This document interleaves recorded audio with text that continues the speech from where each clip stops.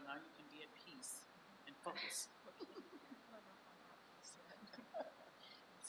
Not at peace yet.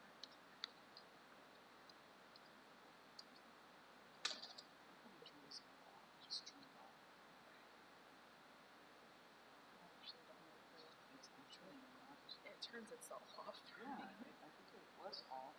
Audio test.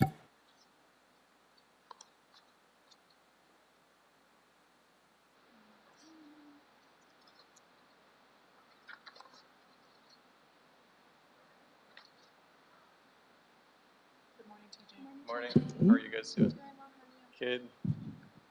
Very busy. Audio. Cool. Good to see you guys. Good to see you as well.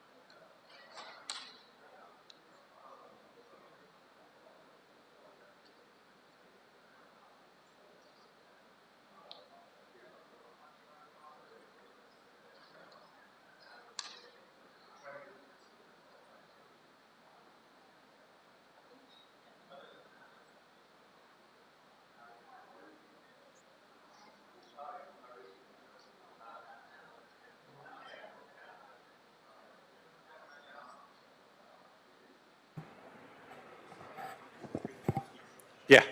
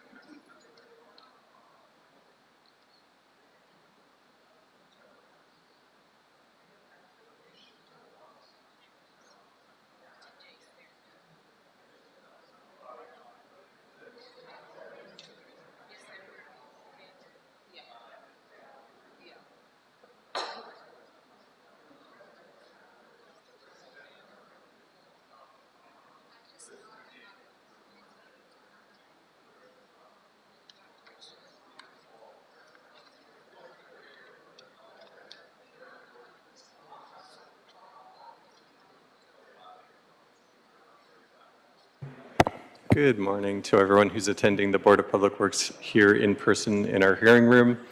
My name is TJ Knight. I'm the Assistant Executive Officer. If there's anyone here who would like to offer commentary on any of our items this morning or public comment, and you're here joining us in the hearing room, please fill out a speaker card located in the back of the room on the table. Indicate which item you'd like to speak on and hand it to me.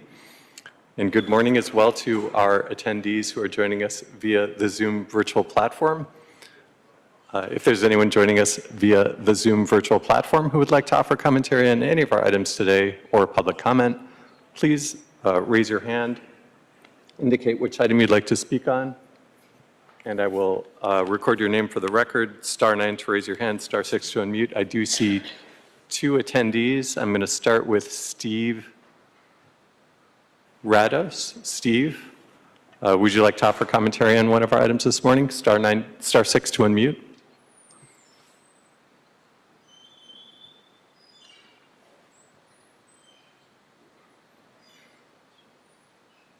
And you should be receiving a pop-up, Steve, on your Zoom, on your browser that's asking you to unmute. If you would go ahead and click that. Go ahead, Steve.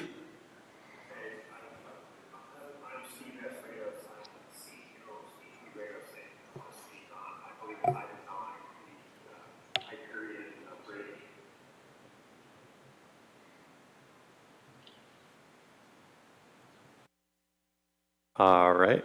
Thank you, Steve. I have you recorded for item number 9. I'm going to go ahead and put you back on mute and lower your hand. And I see another attendee joining us via Zoom, Denise. Denise, if you would please unmute. Yes, Denise? Yes.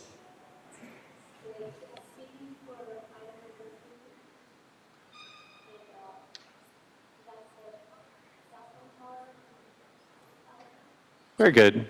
I've recorded your name for item number 2, and yes?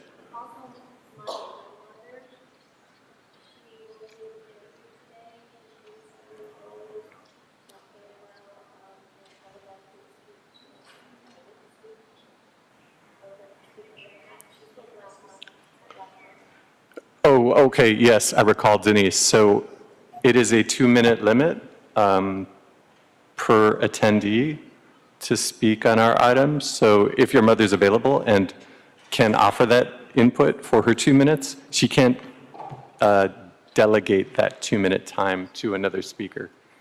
Does that make sense, what I'm saying? No, we haven't started the meeting. I'm just recording folks who want to offer input. So I'm going to go ahead and put you back on mute, and I'll call you when we get to item number 2, and you'll be able to offer your 2 minutes. Thank you, Denise. I see another hand raised, Marianne King. Yes.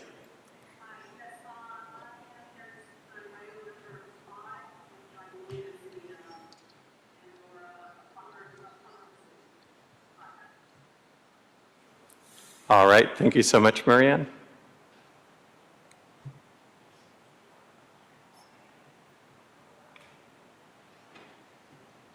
I'm going to go ahead and put you back on mute and lower your hand. And I have you recorded for item number 5. I do see a couple other callers joining us via our Zoom virtual platform. If you'd like to offer commentary on any of our items this morning, if you'd please press *9 to raise your hand so I can record your information for the record. And this is for anyone who has not yet given me their name. Caller ending in 709. I do see your hand raised. I'm going to ask you to unmute.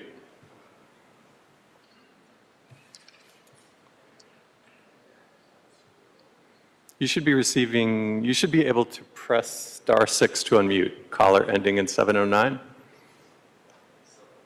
Yes, go ahead, caller.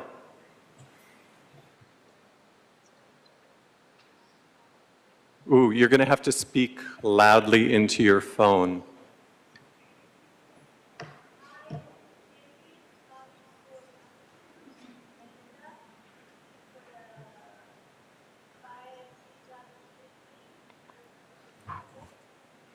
I can barely hear you. I think you said this is Cindy. Is that accurate?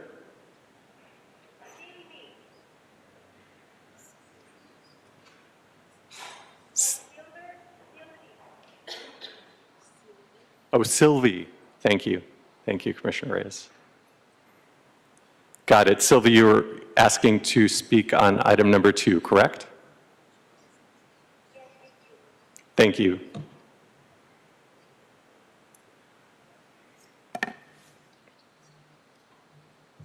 I'm going to go ahead and put you back on mute, and we'll call on you when we get to item number 2. I do see another hand raised. And now I see the hand that has been lowered, Betty Ammon, and I apologize if I'm mispronouncing your name, Betty Ammon. Do you wish to offer commentary on one of our items, on any of our items this morning, or public comment?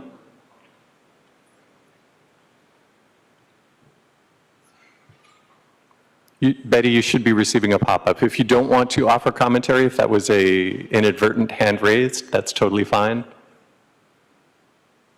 Go ahead, Betty.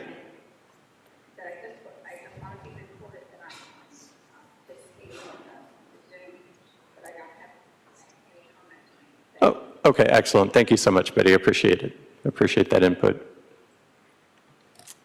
And one more call out to folks who are in the room who would like to offer commentary on any of our items this morning. If you'd please fill out a speaker card located in the back of the room on the table, indicate which item you'd like to speak on in your name. I'll record your name for the record.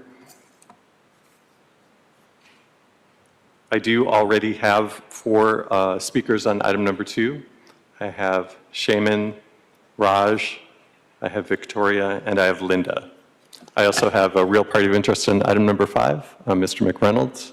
And then I have on this via the Zoom for item number 2, I have Denise and Sylvia, caller ending in 709. For item number 5, I have Marianne King. And for item number 9, I have CEO Steve Rados.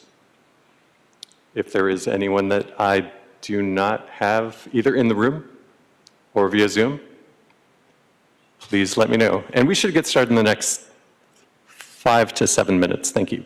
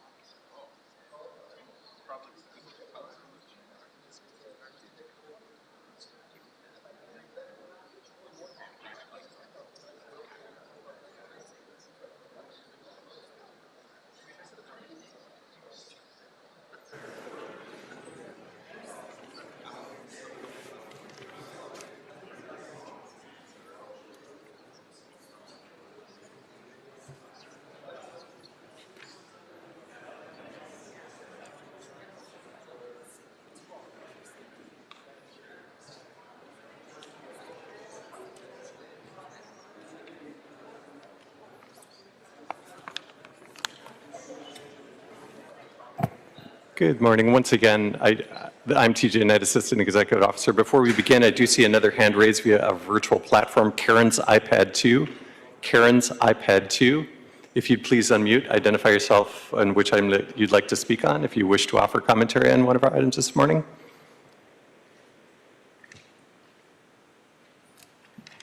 You should be receiving a pop-up asking you to unmute. Attendee with the name Karen's iPad 2, Karen Dwayne. Go ahead. Go ahead, Karen.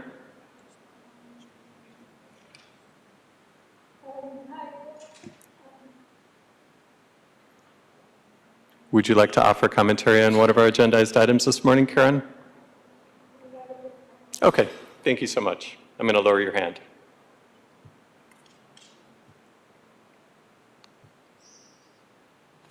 All right, and President Garcia, we're ready to go into record mode to establish, to begin the meeting. Okay, ready. And we are now in record mode. Great, thank you for that, Mr. Knight. Good morning, everyone, and welcome to the regular scheduled meeting for the Board of Public Works for Wednesday, February 21st, 2024. Mr. Knight? Thank you, President Garcia. TJ Knight, Assistant Executive Officer, taking role in establishing quorum. President Garcia, Vice President Villegas, President Pro Tem Davis, Commissioner Corsand, and Commissioner Reyes are present. We do have a quorum. We are also joined by City Attorney Representative Thomas Costello Vega. Once again, I'm TJ Knight, Assistant Executive Officer. President Garcia, we have no speaker cards under public comment. We have no neighborhood council commentary.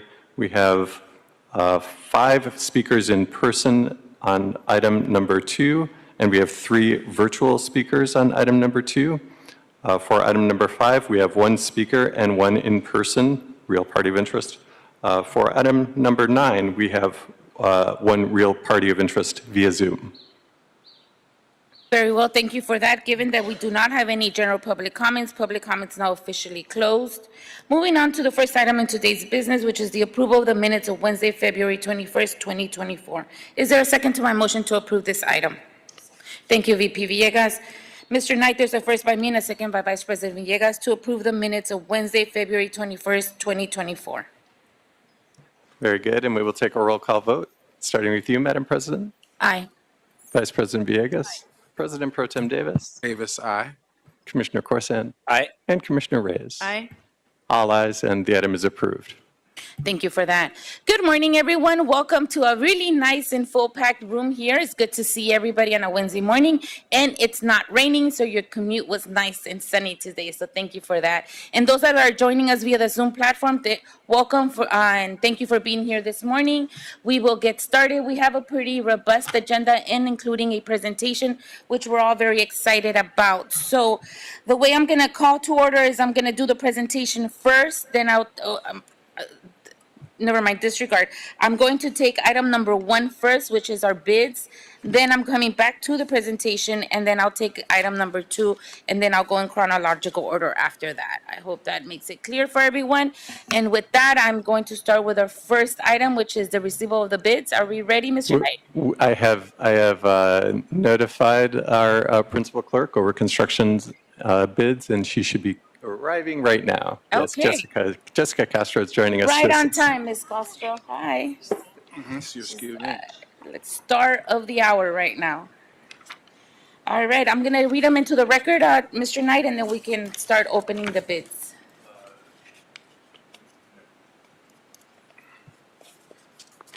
Are we ready? Okay. Agenda item number 1, this is bids received at 10 a.m. Bids were received at 10 a.m. for the following public works project. Walk Pico, a catalyst for community vitality and connectivity. Work order M001-14990 with an estimate amount of $819,724.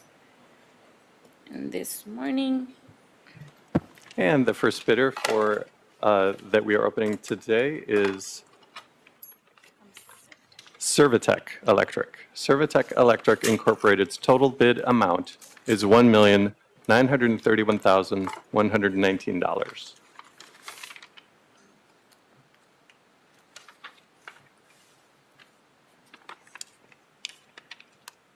so this is And the second bid this morning is from ILB. ILB's total bid amount is $1,078,853. $1,078,853. Let me just verify.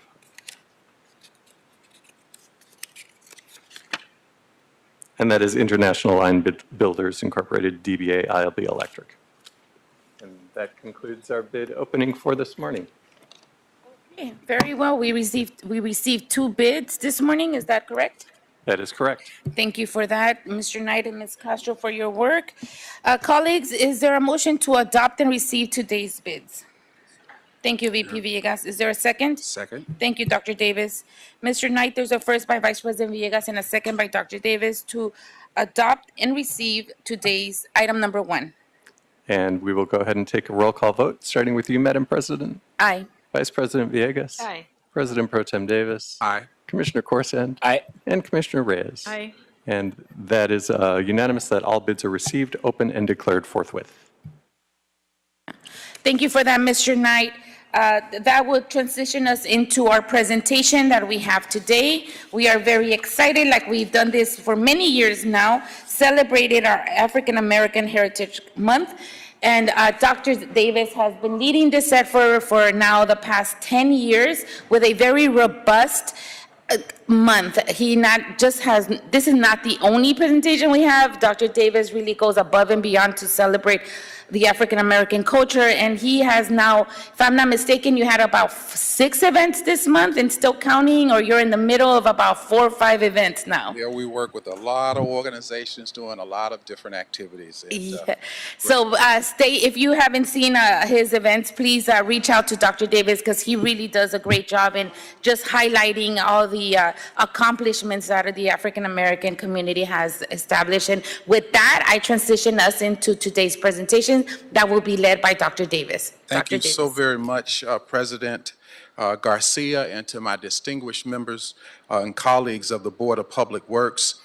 Today, I want to do 2 things, the first of which is to recognize some individual prime contractors who have been enacting the vision of both the mayor's office and the city council as it relates to our values around diversity and inclusion. And I guess I should read what they have written for me to open to say, today I have the privilege of kicking off our African American History Month celebration. Los Angeles has celebrated African American History Month for many years by honoring living legends, celebrating African Americans, Hall of Famers who have contributed to our city in industries ranging from entertainment to law and medicine. But today, we recognize a few outstanding men and women from the Department of Public Works for their own achievements and contributions to the city of Los Angeles. African Americans have been a part of the city from the very beginning, numbering among the first pobladores that settled here in Los Angeles in 1781. Without the contribution of African Americans, Los Angeles would not be the diverse and wonderful city that it is today.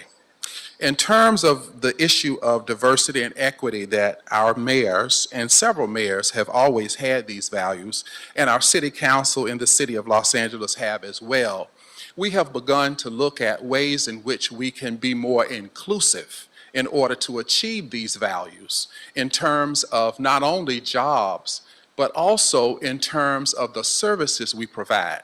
The Board of Public Works is probably one of the dominant departments that provides economic opportunities to small businesses. And in doing so, when we empower small businesses throughout the entire city of Los Angeles, we also empower communities. We empower neighborhoods, and we empower individuals, many of whom often have been not necessarily served to the fullest capacity for which we have the capabilities. And so being in government, it has always been our goal to improve and to increase our performance.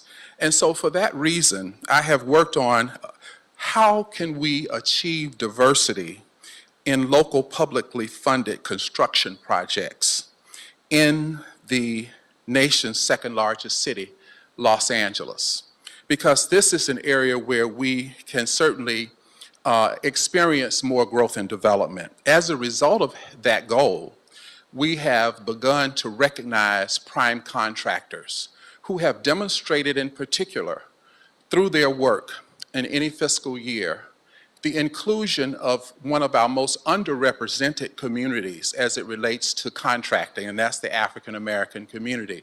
And doing it during this month is a great opportunity.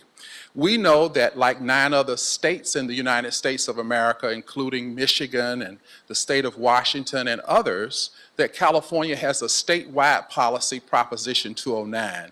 And for those who explore what impact public policies have, the question is always, is it a policy, a statewide policy, that helps us to implement or manage better preferential treatment? Or is it a policy that implements a ban? So if in fact it were preferential treatment, certainly we want to make sure everyone is treated fairly.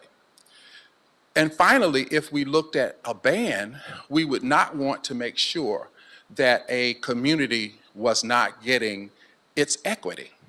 And so as we evaluate and better manage our service of providing these contracts, subcontracts, or contracts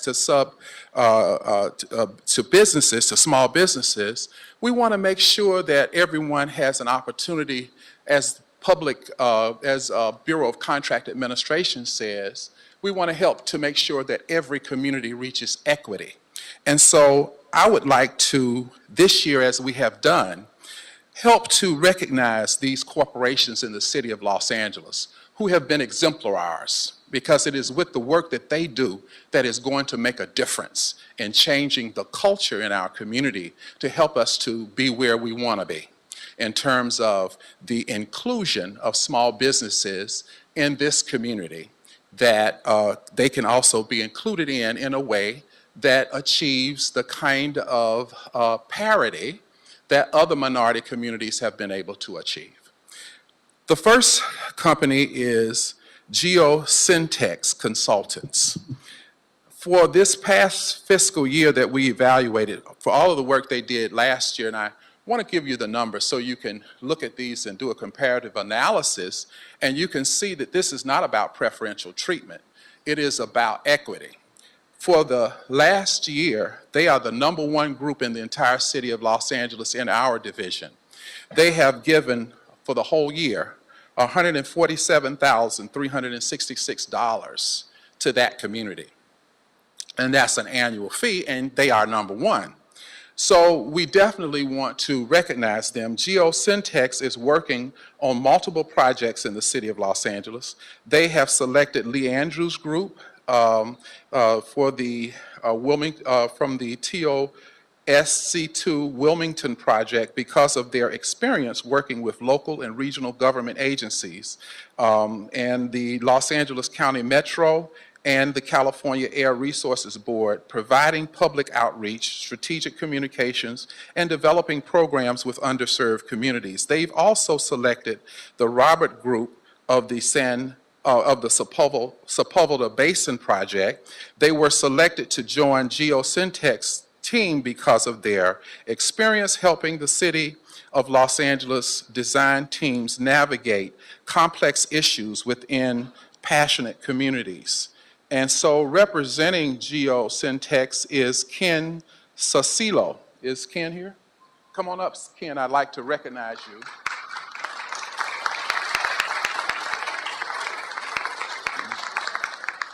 Thank you so very much for leading the way.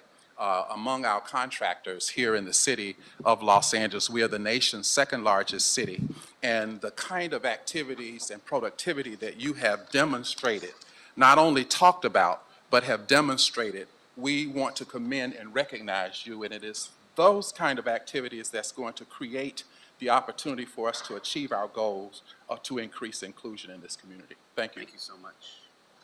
Remarks? Can we do a quick? Oh, sorry.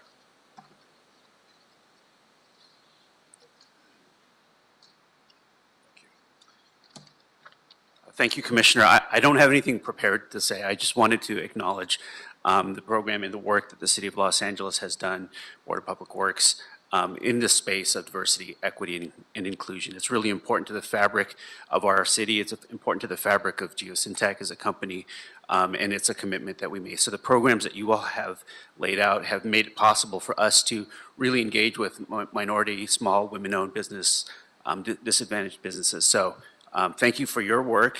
We want to do our part to help you advance your goals, and we really do see the value of diversity, equity, and inclusion in the contracting space. So thank you so much. Thank you.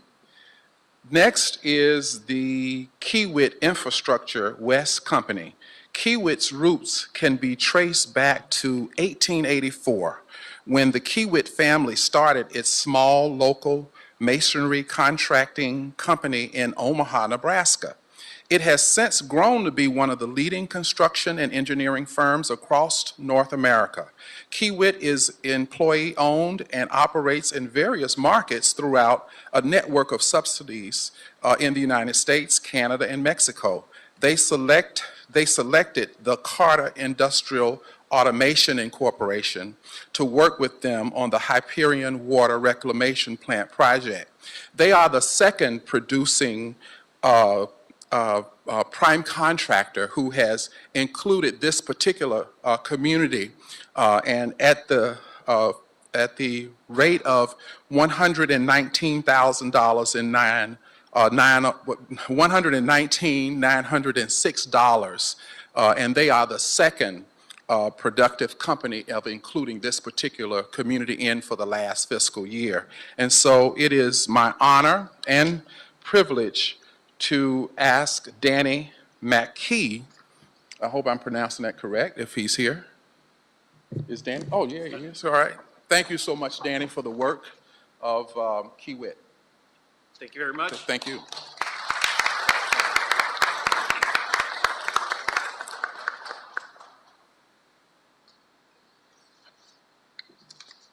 It's an honor accepting this award on behalf of Kiewit. Kiewit does it's a big priority for us to do outreach and diverse contracting. I personally worked with Carter on the Hyperion wastewater treatment plant. They did an outstanding job for us. They were in charge of the SCADA programming, which takes the readings from the vertical turbine pumps that we installed that communicates to the plant. Through the whole process, they were very knowledgeable. They understood the specs, the drawings, and the plant as a whole. They've done a lot of work in Hyperion, and it was a good experience. They were a good addition to our team, and I look forward to working with them more in the future. So thank you very much for the award, and it's an honor to accept it on behalf of Kiewit. Thank you. Thank you so much. And next is a company that we see often, the Jacobs Project Management Company.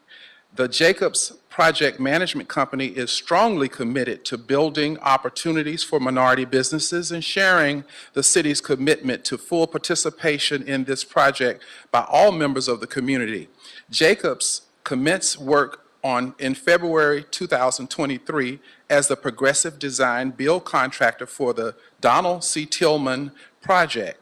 Jacobs partnered with the Kennard Design Group, one of the oldest African-American owned architectural firms in the Western United States, to deliver all architectural services on that project. KDG began work on March of 2023 and focused on space planning, architectural themes in 2023. As the design advances, Kennard Design Group will produce detailed designs, including drawings and specifications. And the Jacobs Group was third in the City of Los Angeles Department of Public Works contracting with the African American community at the rate of, for the whole year, they were able to generate $99,075.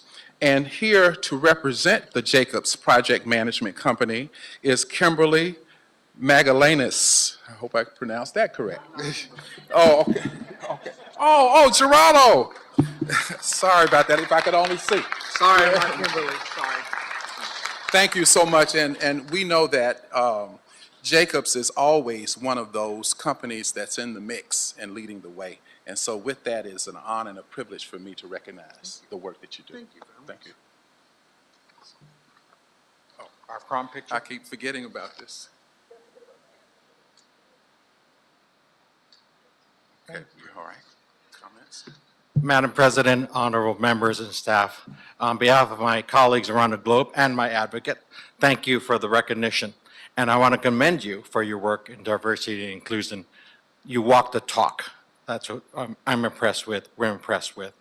I had occasion to talk to Vice President Villegas about my daughter, who's an MLK Junior Fellow at Stanford.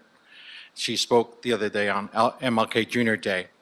And his words remind me of your work, the work of my fellow contractors. It's always the right time to do the right thing. So thank you very much.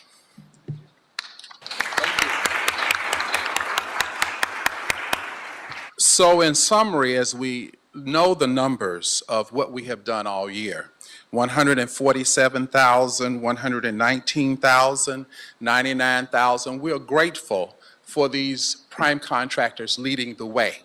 But when we explore whether or not the policies we have to challenge and balance and manage, when we try to contemplate whether it's preferential treatment or is it a ban, we can see it is not preferential treatment.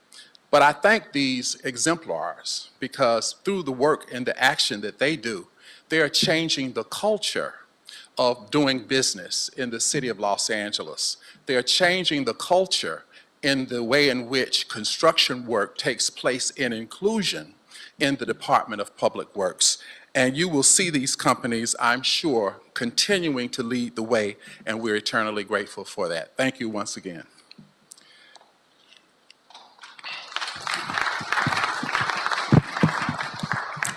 With that, we want to begin the recognition. This is our first time recognizing the employees in the Department of Public Works from the African American History Month Committee.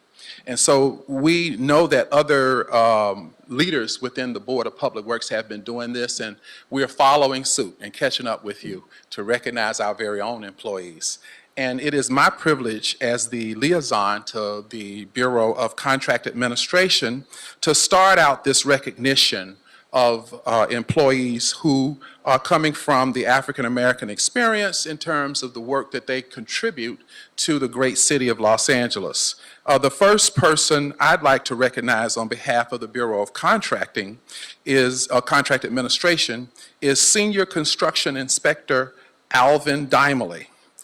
He is the Bureau of Contract Administration's Senior Construction Inspector and has been a fixture at the Department of Contract Administration for 32 years.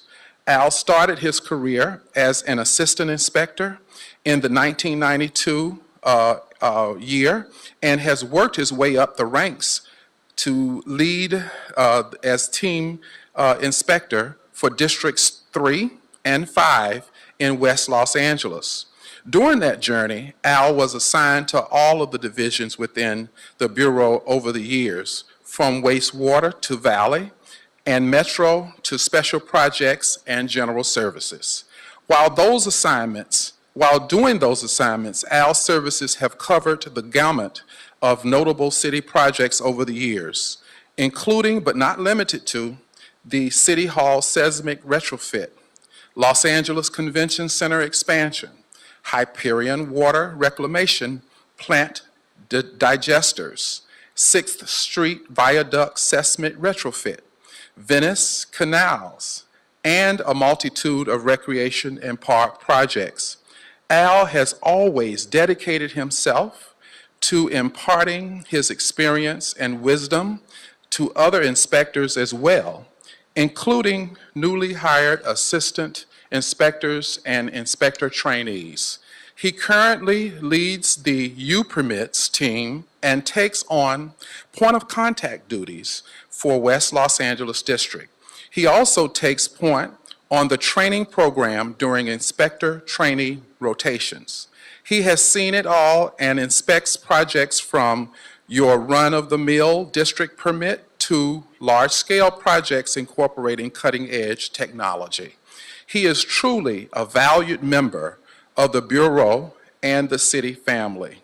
And can I have the proclamation for And Al Dimely? can Al come up to the podium and Mr. Reamer as well?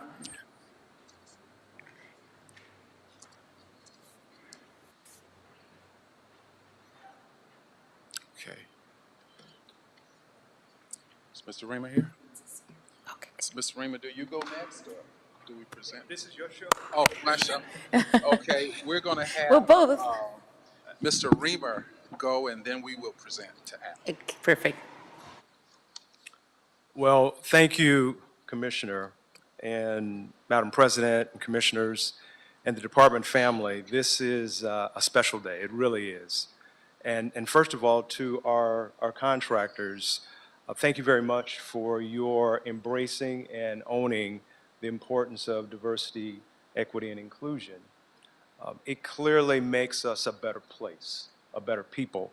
And when we find those contractors that we don't have to work hard because it's something that they want to do, it really goes a long way. And to all of the honorees from the various bureaus, to each and every one of you, congratulations for being recognized. I would imagine that in the other 4 bureaus, it was quite challenging to come up with one person, as it was in ours. But for those of you who were identified, congratulations to you. Now, Alvin Dimely. I could stand up here for a long time and talk about Alvin Dimely. I really, really could. He is special in every way.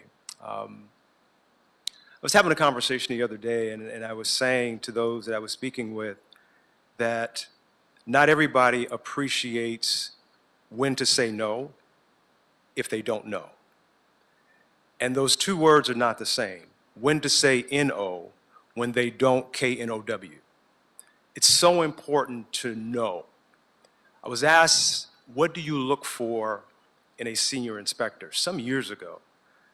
And the person was surprised by my response because they thought I was going to say that person that is very technically astute, that person that has years of experience, that person that is able to interact with contractors because they know construction. That was not my answer. My answer was I look for someone who's dedicated. Because when you're dedicated, if you don't know, you will find out. If you can't, you'll figure out how, because you are indeed dedicated. Alvin Dimely is dedicated in so many ways that I can't even begin to count them all. Not just professionally, but personally.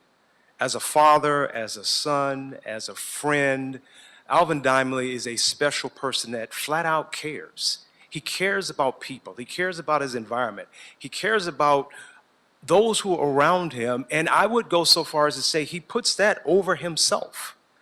There's no doubt Alvin Dimely could be whatever he wants to be, but he's doing exactly what he wants to do, which is to help others be the best that they can. And as we read his years of experience, starting as an assistant inspector and moving through the ranks to senior and choosing to park right there, for the purpose of being able to just feed and feed and feed and feed and feed those new inspectors coming into our bureau, serving in the community where he serves, and as we noted, throughout the entire bureau he has served. Alvin is special in every way. I have a soft spot for Alvin because he had a relationship with my father. And he would always ask me, how's your dad doing? Alvin just cares. He is someone who really cares. Now, I'm not to suggest at all that he does not know how to inspect. He does. Trust me. He K-N-O-W. Alvin knows who he is as a person. Alvin knows what power he has in the position that we have, the city has given him. But more importantly, Alvin knows his purpose in life. He understands why he is where he is. So when he says no, there's a reason for it, but he will always follow it up with, now let's figure out how. Let me show you why. Here's someone who can. It's not just a no and then walk away, but there is a no with purpose. Because the power that he has, he does not abuse it at all. And I would imagine it's because Alvin has never forgotten where he comes from. In this month, where we celebrate African American heritage, or what used to be called Black History Month, One of the first songs that my mother taught me on the piano was the Negro National Anthem, Lift Every Voice and Sing. And in that anthem, it ends with, let not our hearts, drunk with the wine of the world, we forget thee. Shadow beneath our hand, may we forever stand, true to our God and true to our native land. Alvin Dimely is true to this city.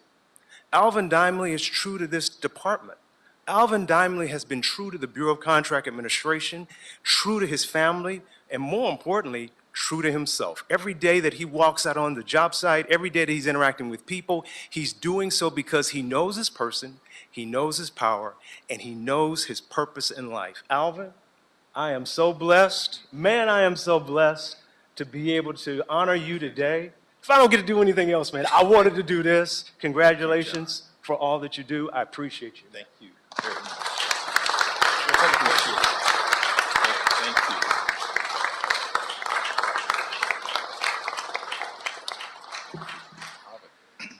Thank you, John. I just want to acknowledge a couple of people while I'm here. I'm not going to take very long. My fellow inspectors, I want to start off with a couple of chiefs that are here. Persons who extremely motivated me to become a good inspector, persons who led by example. Seppi Wiles, one of our chief inspectors, and I have to have her stand. Roosevelt Bagby, if he's here, excellent motivator. Please, you have to stand. You share this with me. And then my immediate supervisor, Peter Rue, who is a constant ball of information and inspiration to me. He's just one wonderful person to work with. Please, Peter, you share this with me. And my fellow inspectors down in the trenches with me, please, you guys, you motivate me to be one of the best city employees. Please stand. And last but not least, John Reamer Jr. I could not be a good employee or a good city inspector without John. Just quickly want to say this, before COVID hit, we used to have State of the Bureau addresses in-house, and John would come and address all of the inspectors. But one of the things that really made me look forward to that and motivated me to be one of the best inspectors that I possibly can is his motivating speeches at the end. I don't have to tell the board how John is. He's that way with us. And I worked with him when he was a CI. Very motivating, and he is an excellent leader. Thank you, Board of Public Works. I appreciate it very much. And my crew here, thank you very much.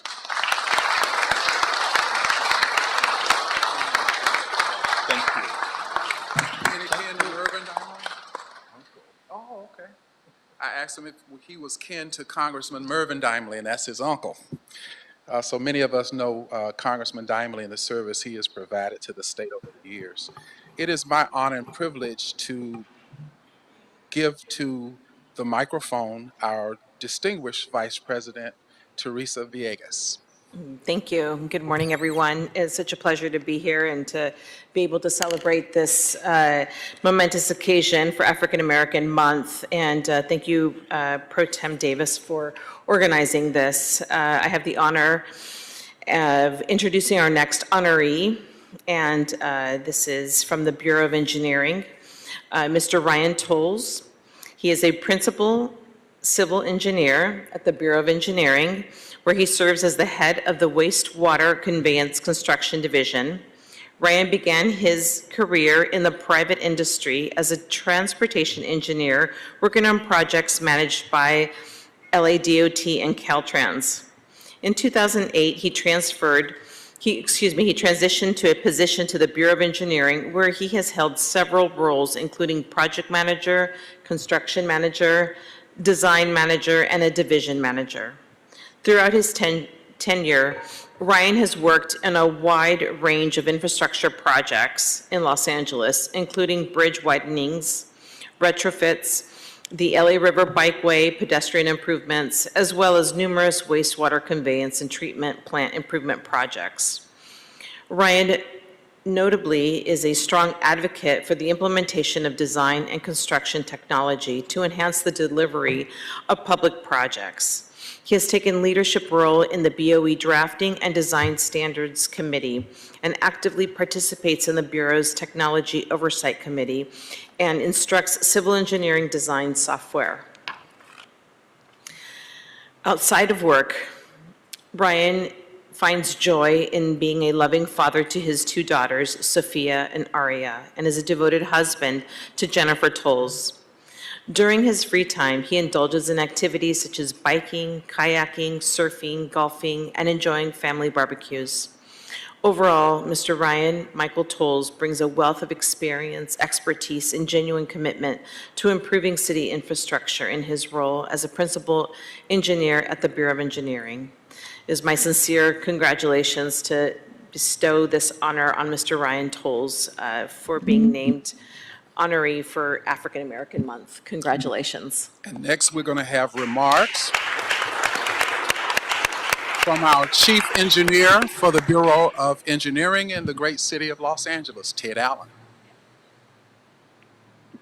Thank you, Madam President, Commissioners. Thank you, President Pro Tem Davis, for arranging this. It's really an honor to be here. I'm so excited. I try to never follow John Reamer in speaking, but today I'm actually proud to be following him. I won't be able to do justice to you, Ryan, like he did, but I'll do my best. You know, I'm so excited. I was kind of surprised that this is the first time we've done this. I don't know how, but thank you for starting it, and it's long overdue, right? And as John mentioned, we did have a lot of great people to choose from, and but Ryan, you know, was, I wouldn't say an easy choice because there were others, but he was we kind of arrived there very quickly. Ryan is great. A lot of you have worked with him. I was thinking, you know, the things that come to mind when I think of Ryan, he's calm, he's always professional, highly intelligent, great with technology, as you read in there, but also a theme in a lot of what he's done is he thinks about others and he helps others, and he's a current leader, he's a future leader. You know, when I think of people, maybe potentially future city engineer, he's definitely on that list. And you know, he's volunteered to teach others in AutoCAD. He's one of our best people as in 3D CAD as well, and so he's volunteered to teach others. He's helped you know, develop standards for the Bureau of Engineering. So very great on the technical side, very great on the personal side. Always innovating. You know, some people, you need to kind of give them assignments and they'll do fine and carry things out. Others, they come up with the ideas themselves and they lead them themselves, and that's Ryan. He's definitely a leader. He's done things with like our time and materials and E2020. We have something called VGIS that does mixed reality with GIS data. He took our appraisal system for new employees into an online automated so we can't forget. He leads our recruitment, including to the HBCUs, which, you know, many years ago we didn't have a strong presence at. Now with leadership of Dr. Davis and Ryan and others, you know, we have much more presence and we're reaching many more candidates for the Bureau, which is great. So I just want to say, Ryan, I'm so proud to honor you today and very happy to be here, and congratulations.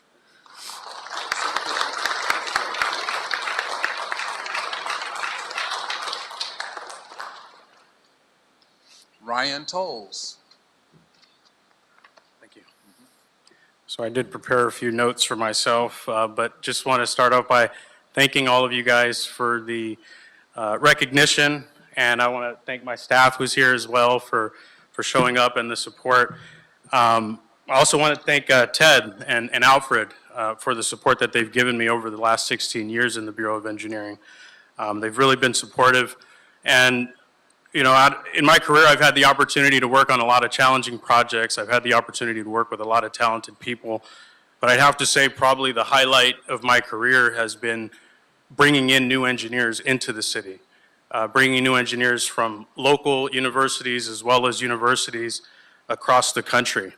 And I want to recognize and acknowledge Dr. Davis and his effort in doing that and leading that and continuing to do that throughout the city and with many different departments. It was actually on one of those recruitment trips that I learned a little bit more about my own African American heritage and its connection to Los Angeles. It was actually at the National Museum of African American History in Washington, D.C., that I discovered that my oldest recorded American ancestor was born in Mississippi in 1880, and his name was Landon. I learned that our family moved to Little Rock, Arkansas, and then to Oklahoma, and then eventually to Los Angeles in the 1920s. My great-grandfather, his name was Theodore Preston Tolles. He moved here in the 1920s in search for opportunity and found work as a laborer, and he worked in the steel supply company. They actually lived not too far from here on 45th Street in the Central Alameda neighborhood. I'm not sure that at that point he would have realized that 100 years later, his great-grandson would be able to serve the city of LA in this capacity as a civil engineer, but I'm sure he'd be proud. And I'm honored to accept this award, and I'm really thankful for the team that I have supporting me throughout the time that I've been here, and just am honored. Thank you, everyone.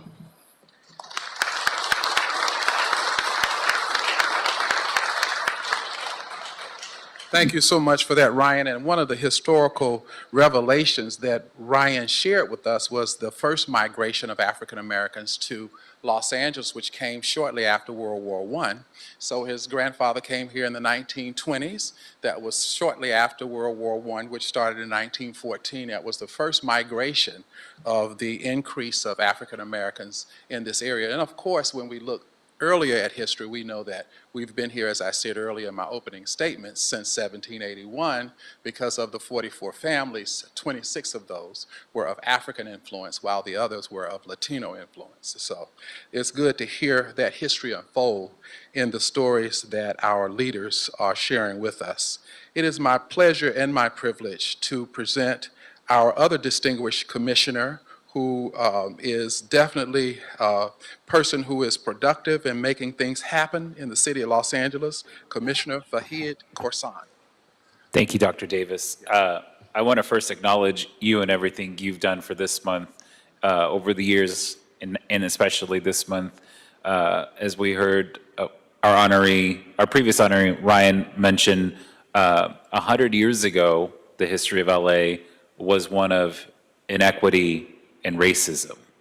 And I think your grandfather would be incredibly proud of not just you, but alluding to what Inspector Reamer said, that this city has finally found itself to know who it really is. And that's one city that embraces diversity, embraces equity, fights for equity. And we're not there yet, but we keep fighting for it in this month, especially today where we're celebrating, along with our honorees, contractors that also embrace that. We know who we are. We know who we want to be. And it's incredible to see a city at a chamber so full, a month so full of events that continues to honor the past, highlighting what those negative effects were, how they've had lasting influences, and how every day we have to fight to not go back and fight to move forward and embrace that equity. I have the privilege of, and I don't mean this to be one of those young people who say this, I have the privilege of not knowing an LA that was as racist as the history books describe it to be. And I think as years go on, that's a gift to future generations to live in a city that leads the nation when it comes to what we do here as a board, as a city. So that's with great thanks to Dr. Davis, who has led our charge on this. So thank you to all the honorees and everyone here. And with that, I want to introduce our honoree from the Bureau of Streetlights, Larna Jordan. Larna, I like to have you come up instead of just speaking to an empty podium. So we can throw these flowers at you, and you can receive them. Larna grew up in Rancho Palos Verdes and the surrounding Los Angeles area, the youngest of 8 children. The birth of Larna's only son, Dupree, at a young age of 16, threatened to derail her school plans, but Larna persevered and graduated from San Pedro High School. At 18, Larna not only had Dupree to raise, but she also provided care to her mother, who had become sick with cancer, eventually passing away 2 years later.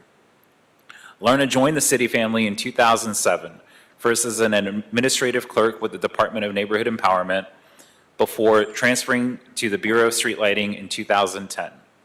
While at BSL, Larna has promoted to management aide in 2018 and promoted yet again to her current position of management analyst in 2021. As a management analyst placed in charge of running the Field Operations Division front office, Larna is not just a dependable and reliable city employee, she is a force of nature. Strong, indomitable, honest, and forthright, Larna is not afraid to speak her mind, advocate for her front office staff, and share her ideas with management. Nor does she shy away from challenges, big and small, whether coordinating office functions that boost employee morale, or bureau and citywide events, such as the career fairs and outreach that bring in fresh, new talent, or assembling a team to get problem invoices paid, saving the city money and additional penalty fees. Larna always rises to the occasion, finds solutions, and gets the job done. Larna carries with her the spirit of wanting to help others and nurture their potential. Larna is always there to help guide employees, answer their questions, address their concerns, and guide them through their career with the city. Her positive attitude, I see you smiling and I feel that positive attitude. Strong work ethic and high integrity is something that BSL and the city of Los Angeles is blessed to have. Congratulations, Larna. Thank you for everything.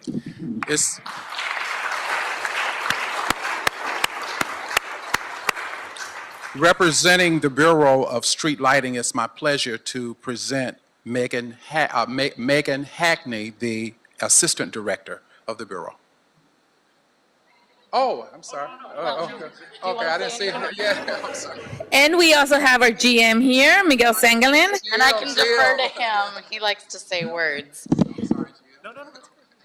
Good morning, everybody. Thank you, commissioners, for having us here today to celebrate all these honorees and special people in our department. So, Commissioner, all the things you said about Larna pretty much sum her up, her character and her value to the Bureau and to the city. She's an invaluable member of our team, and we appreciate her every single day. I want to restate a few words that you just used to describe her. Force of nature, honest, forthright, not afraid to speak her mind, an advocate for her staff. These are words that and descriptions that any manager would hope to describe every employee we have in the Department of Public Works. And these words, they encourage us to find more Larnas and to ensure that our Larnas are happy and fulfilled in their jobs and growing professionally and making a difference. When I go to our field yard, I'm always in awe of the reactions that our field crews have when Larna's speaking. There's no sass, there's no chattering in the background, there's no milling about. Everybody's at attention, listening intently, nodding heads, hanging on all of her words. She has a way of keeping everyone and everything together with such ease. I always joke that she's our mother hen and of the field office, and we'd all crumble without her. Larna isn't only persuasive with field operation tasks to be done. At Halloween, you go to the yard and her whole group is dressed as minions. She gets the superintendents and the supervisors to show up in costume for costume parties and to participate in all these team building activities. She also coordinates a toy drive every single Christmas, years and years. This has been going on, and she collects like 500 toys for the elementary school kids that are at the school that is neighboring our field office. I could go on, but I think you get the point that I'm a fan of Larna. So Larna, we take great pride in the work you do and the contribution to our Bureau and to the city. In your eagerness to do bigger and better things daily, I know you have a bright future ahead of you, and we can't wait to see all of the wonderful things that you will do. Thank you for showing us what hard work and dedication look like. You are one of our most valuable assets. Our GM is here, Mr. Sangalang. Rare am I to speak publicly, so I'll do this again. But I just wanted to say a couple things. Megan was the right one to actually speak most about Larna because of the teamwork that both of them have. Just two things to give a little bit of context when Megan's talking about her field job. Because there we have about 200 men. I did not say men and women, I said 200 men. And Sylvia, who just recently became the head of FOD, is our first woman head of that of our field office. Larna is there to support and has been there to support the entire time, and has that environment that she deals with, right? And it's no small feat to be the person that actually organizes. And to Megan's point, all of the gossip stops when Larna comes in. So I also want to point out another thing that, you know, with everything, I think life has thrown Larna many different tests, all the way to the ones that are civil service, but personal ones as well. And regardless of everything she's done, the things that Megan has said, it shows her character when the thing that she thinks about is the person next to her and the school and the children across from us. And making sure that every student there has a toy, because it's one of the most underserved public schools that we have, Lockwood Elementary. And I'm very proud of you for always doing that and making sure the next generation has it a little bit better than we have right now. Take a picture with everybody. Get this out of the way.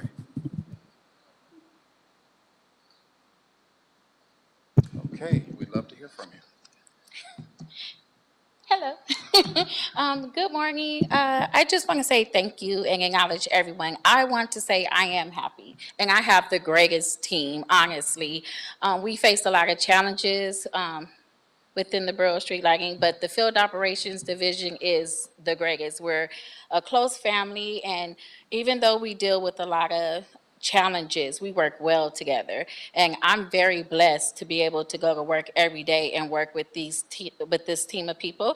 I want to say thank you to my executive staff, Megan and Miguel, especially Sylvia, also my supervisor, Ephraim, and then Manny is another superintendent, and we really work well together, and I'm just really grateful and thankful for having the opportunity to grow within my city career within the Bureau of Street Lighting, and especially with the Field Operations Division. So thank you.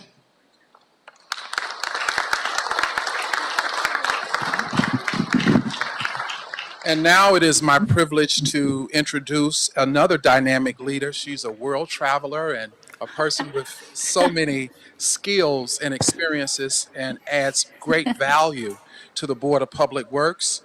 Please welcome Commissioner Suzanne Reyes.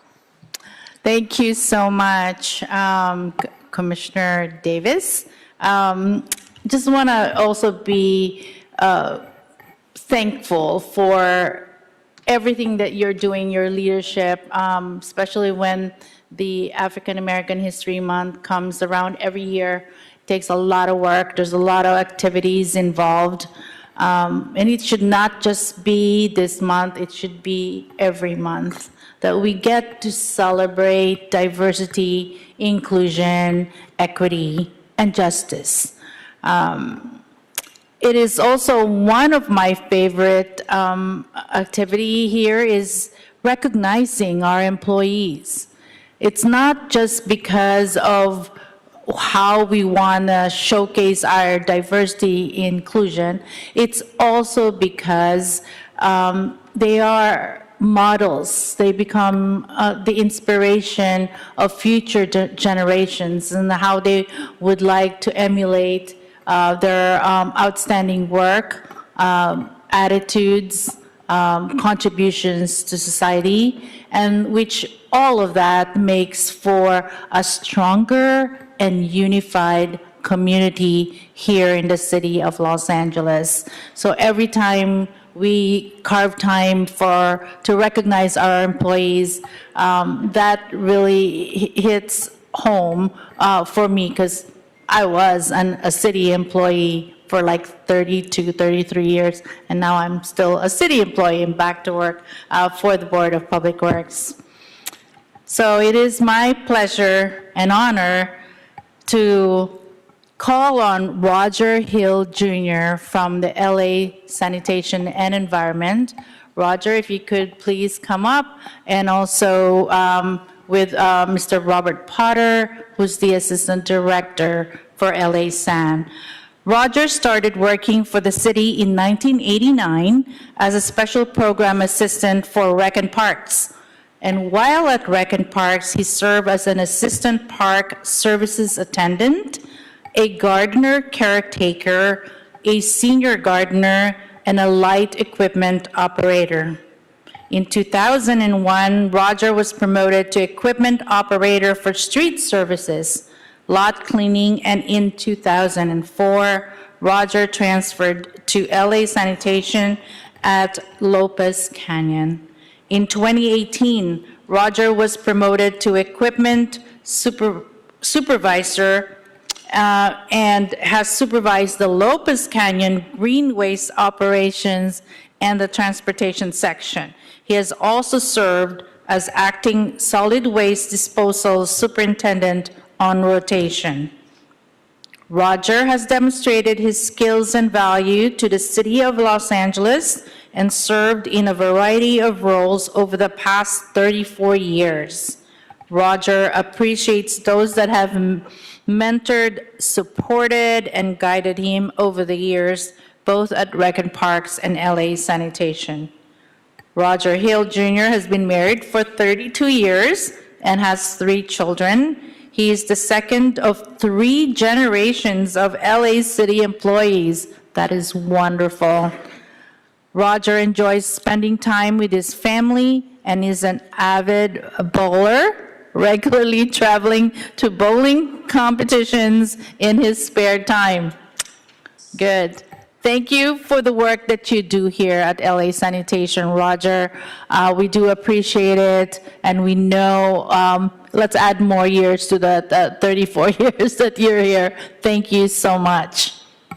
Next, we have Mr. Robert Potter, Assistant Director of the Bureau of Sanitation. Thank you, Commissioner Davis. Thank you, Commissioners. I am honored to be here today to represent the Bureau of Sanitation and present Mr. Roger Hill as our Bureau's honoree for the 2024 African American Heritage Month. There was a couple of key issues that you talked about there. Roger made some really good decisions in 2001, joining Public Works, 2004, moving over to sanitation. So those were things he should be noted for.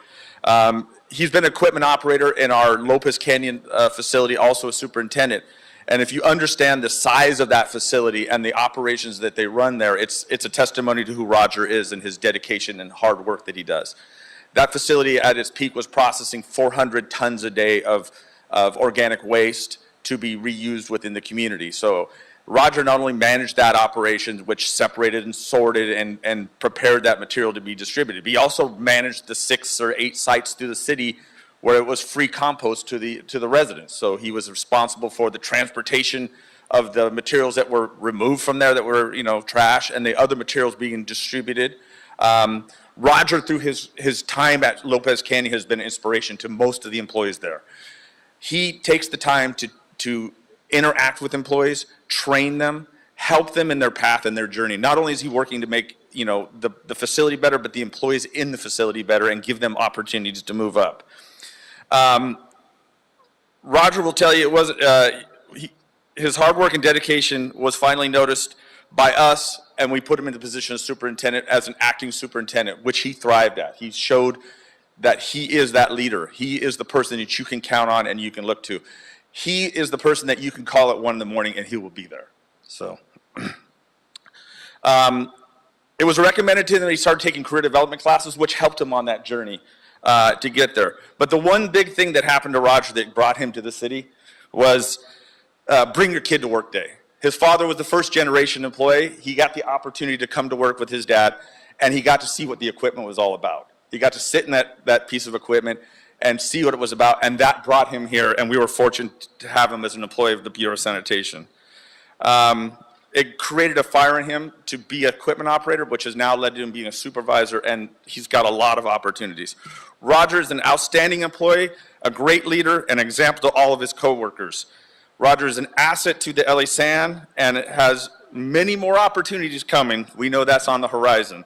It is my honor to introduce Mr. Roger Hill Jr. as LA San's 2024 African American Heritage Month honoree.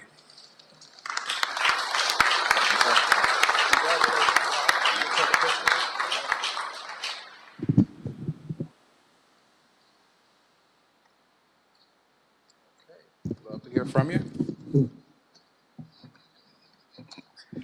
Thank you to the commissioners and all the people in attendance. It's truly been an honor to work for the city, for the greatest city in the world. I really appreciate you guys. But the most thing I would like to acknowledge and appreciate, tomorrow is my 33rd wedding anniversary. And I would like to give a special shout out.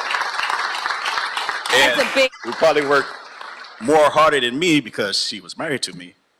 Please stand up, Virginia Hill.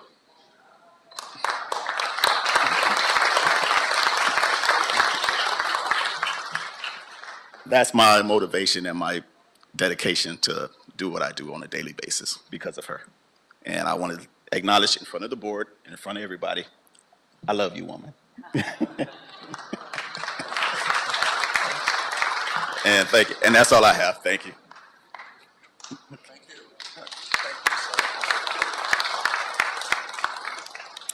It is my privilege to introduce to you one of the hardest workers in the building. She is the president of the Board of Public Works. And so we're very happy to have not only racial equity in the building, but gender equity as well. So she's one of the few presidents that are heading one of the policy-making boards in the city. Ladies and gentlemen, President Aura Garcia, President of the Board of Public Works. Thank you. Thank you, Dr. Davis. Again, I am always admired and just always impressed with the caliber of folks that we have here. And thank you, Dr. Davis, for always leading this effort in every month that we celebrate African American Month. It's always a privilege, and I feel like I walk hand in hand with you every time. And now serving on the board now for 7 years with you has been nothing but a privilege to get to know you in the inside and out. So thank you for that, Dr. Davis. And thank you to everybody that has been nominated thus far. Everybody here brings such your own unique experience and expertise to the table, and it just works. So to John Reamer and to Ted Allen and Bob Potter, and then I know we also have Keith in the house and Miguel Sangalan. You guys run such a great ship within respectively, but within your ship you have just amazing folks and talent and that really make Public Works such a great department. I say this all the time I can, but we are the second largest department in the nation, and in the second largest city. Let me take that back. We're the second largest department in the city of a second largest city of the nation, and that is huge. If you go anywhere else, if anybody has experienced and gone to another conference where we sit among other folks in other cities, they can't compare to what we do here on a daily basis. They probably do what we do in a week, in the whole year. And I say that with love to all the other cities, but what we run and how we run Public Works is hard work, dedication, and just a lot of love, and that's the only way that we're able to really make the city run. So with that, I will transition into the honor that I have to bring up one of my favorite people. I don't have favorite people, but this is one of my favorite people. Vince Burnett has been just an amazing person all around, and I want to bring up Vince Burnett as well, and you bring up your folks with you so that we can make sure that we get the recognition that you deserve. Vincent Burdett, a project coordinator for the Bureau of Street Services, Streets LA is proud to nominate Vincent Burdett in recognition for his outstanding work and unwavering dedication to the city of Los Angeles. Vincent's remarkable commitment has not only significantly impacted our communities, but has also set a standard of excellence for others to follow. His passion, positivity, collaboration, and innovative approach have made a lasting impact on our neighborhoods. His colleagues in the city as a whole, over his 15 years of experience, Vincent's exceptional work has not gone unnoticed, and it is with great pleasure that we extend our heartfelt recognition.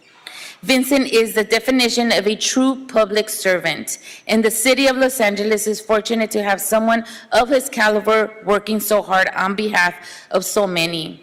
I want to add my anecdote note here that I have personally been working with Vince over the past year and a half, and maybe on a weekly basis, conducting our career fairs.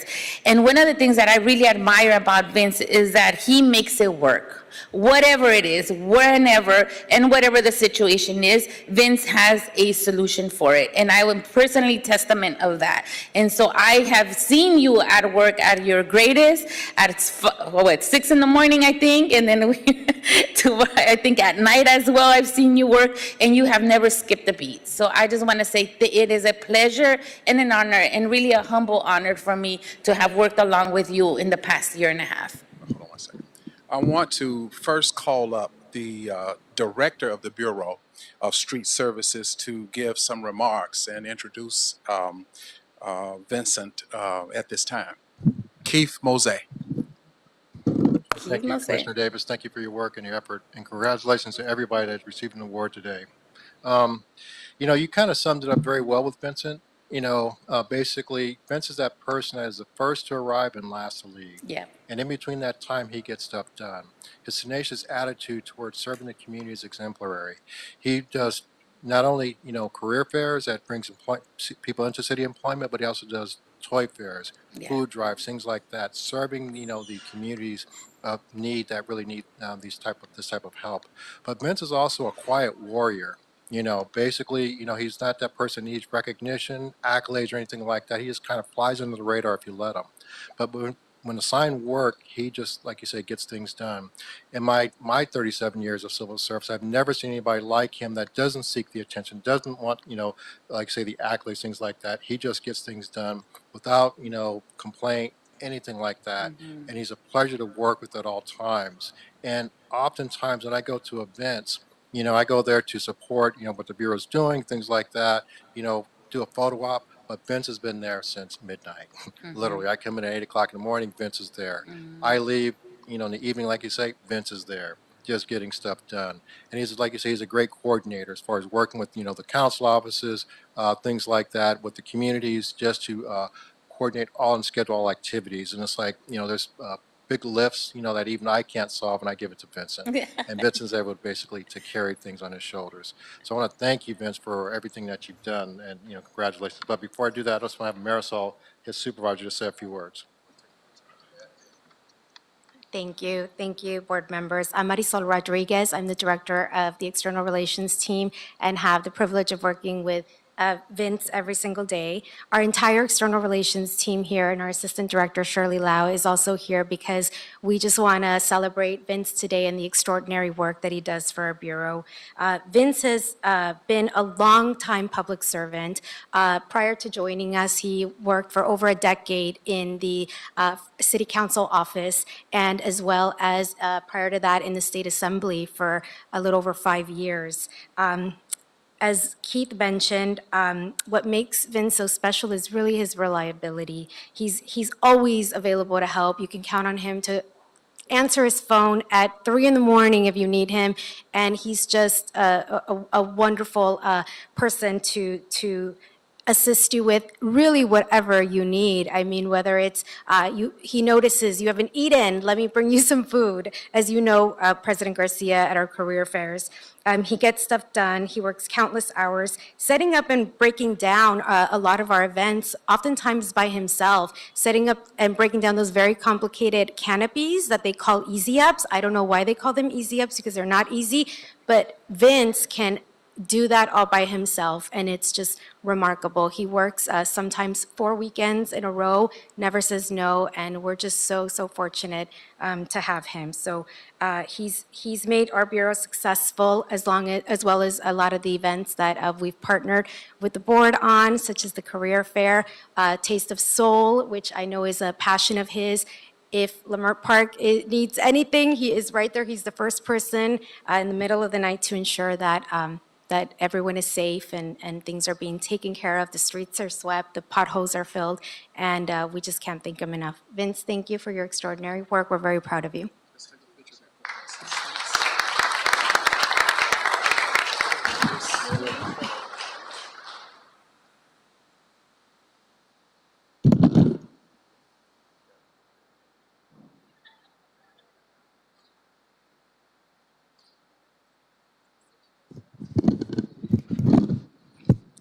Good morning, everyone.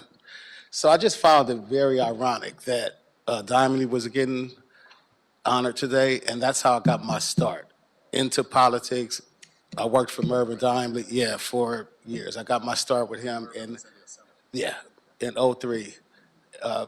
So I was there to 09, I'm sorry, and then I came to the city of LA. So I just found it very ironic. I remember meeting you, President Garcia, for the first time during our first career fair. Not knowing your temperament, not knowing your attitude, I just knew that, you were the boss. But since then, you've become not only a friend, my sister. Someone that I really cherish and just love being around you. Wouldn't have known you had it not been for Marisol, my supervisor. She entrusted that whole project, the career fair, not knowing, how things were going to work, but, she lent me out to you, and I'm glad she did. And just want to thank the rest of my external relations team who always, has my back, and we work with each other. We have each other's back. They're a hell of a supporting cast. Wouldn't have never thought that I'd be standing here in the Board of Public Works being honored, but, everything happens for a reason. The name Dimely and me being here, it just, everything just comes full circle. And I appreciate everybody and all the great things. Thanks.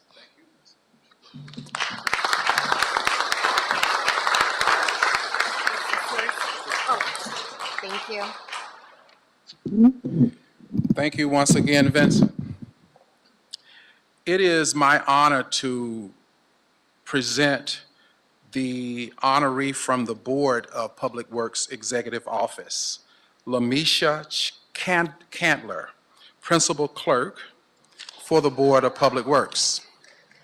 Lamisha has been a great addition to the Board Secretariat team since joining the department in September of 2019. Prior to Public Works, Lamisha worked in the Department of Building and Safety and the City Clerk's Office. She has been with the city for 16 years. Lamisha is always available to assist her colleagues, executive staff, and your board commissioners, and is effective at working to find solutions to the technical problems that we sometimes experience here in the boardroom. Recently, Lamisha has taken on an emergency appointment role as principal clerk. Lamisha has been a key reason the board has successfully transitioned to hybrid meetings. She is instrumental in the board's meeting broadcasts using PrimeGov, YouTube, and Zoom.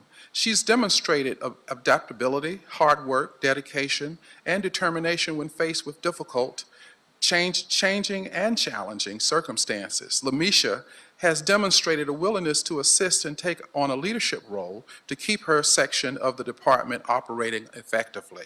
Lamisha grew up in Los Angeles and currently resides in Lancaster with her 2 daughters.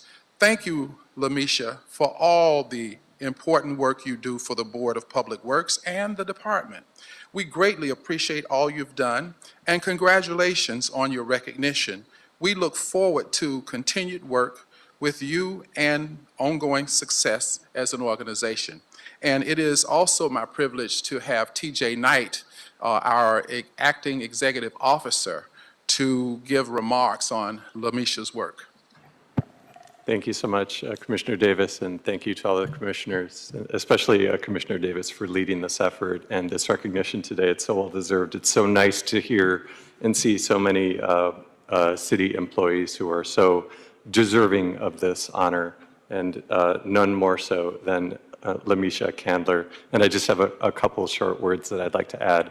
And Misha does a lot of work behind the scenes to make sure that our commission meetings run smoothly. She oversees the agendas, minutes, and journals section.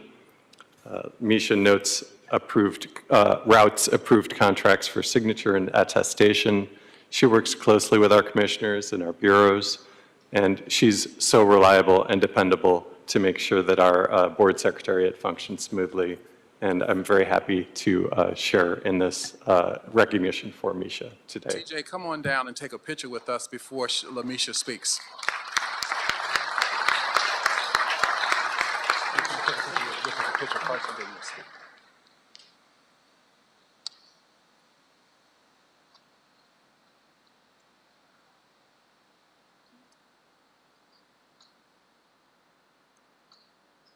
Okay, let's hear from LaMisha.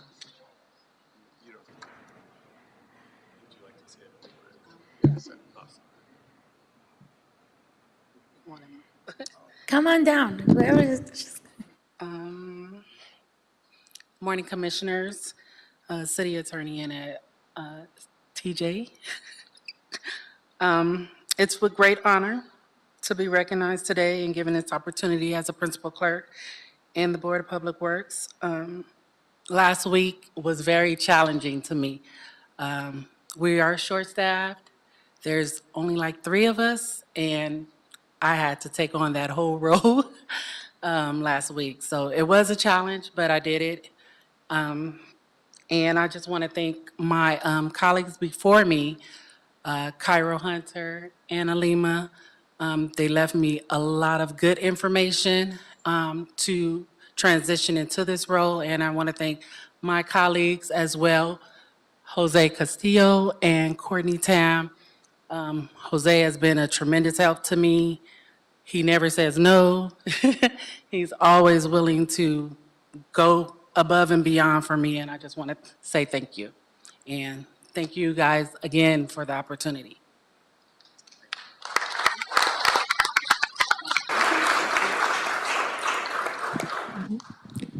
Thank you, ladies and gentlemen, and everyone who was honored here today. Your accomplishments are what helps keep the City of Los Angeles and the Department of Public Works going and moving forward. We look forward to, in the future, continuing our great work and showcasing you and your achievements. Thank you so very much, and we will be continuing to work with you all throughout the year. Thank you. Thank you, Dr. Davis, for leading such a beautiful ceremony this morning. I want to thank everybody here that has been patiently waiting for us. But this is a part of what we do here at the board. We take our time to recognize those folks that have really contributed to our growth and our professionalism here at the city. And so today was not any different. We make sure that the time is given and the well-deserved time.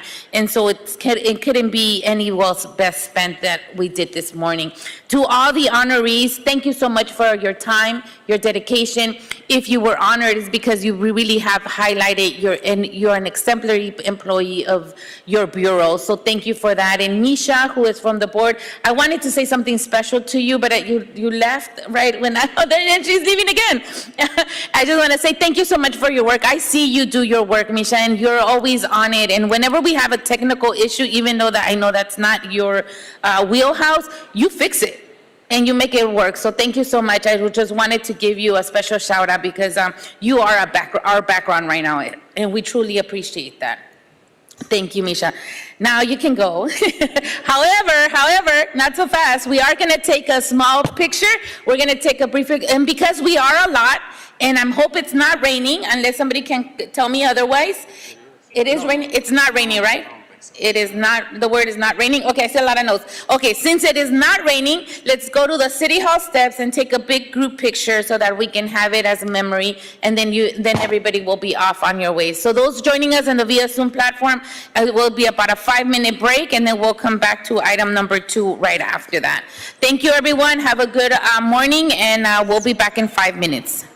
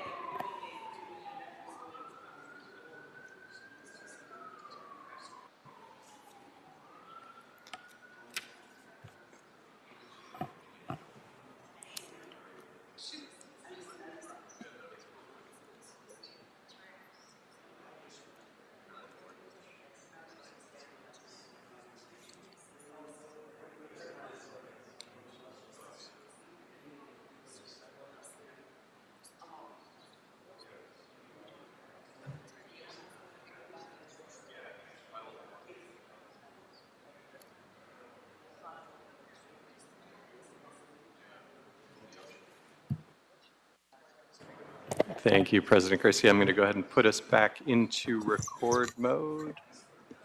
And we are once again in record mode, 11:46 a.m. Just to quickly reestablish quorum, President Garcia, Vice President Villegas, President Pro Tem Davis, and Commissioner Reyes are in the room. Commissioner Corson has stepped out. He will rejoin us shortly, and I'll announce when he does. We are also, again, joined by Thomas Costello Vega. I'm TJ Knight, Assistant Executive Officer. Thank you for that, TJ Knight. We are restarting our meeting now. Thank you, everyone that's joining us, and thank you, everyone, for your patience. But it was, like I said earlier, this was a well-deserved ceremony that we do wanted to make sure we do it. And it's just some days it happens during certain items, and some days it doesn't. It's not. It's really just kind of the way it works here at the city. All right, well, moving us on to item number 2. This is a request from in Council District 11 from the Bureau of Engineering. This is a continuation from Wednesday, January 24, 2024, appeal hearing local coastal development permit CDP number 23-01, Palisades MC2B2 project. And I'm going to read it for the record because this was already read into the record anyway. And then I'm going to take on the any public speaking cards because I have them here. And then lastly, I'll take on the Zoom speakers. And then we're going to take it back to BOE after that. All right. So this is 1, recommending the board to 1, consider and deny the appeals. 2, determine that based on the whole administrative record, the board's action, which is part of the Palisades MCB2 project, is categorically exempt from the California Environmental Quality Act. 3, approve the issuance of the local CDP number 23-01.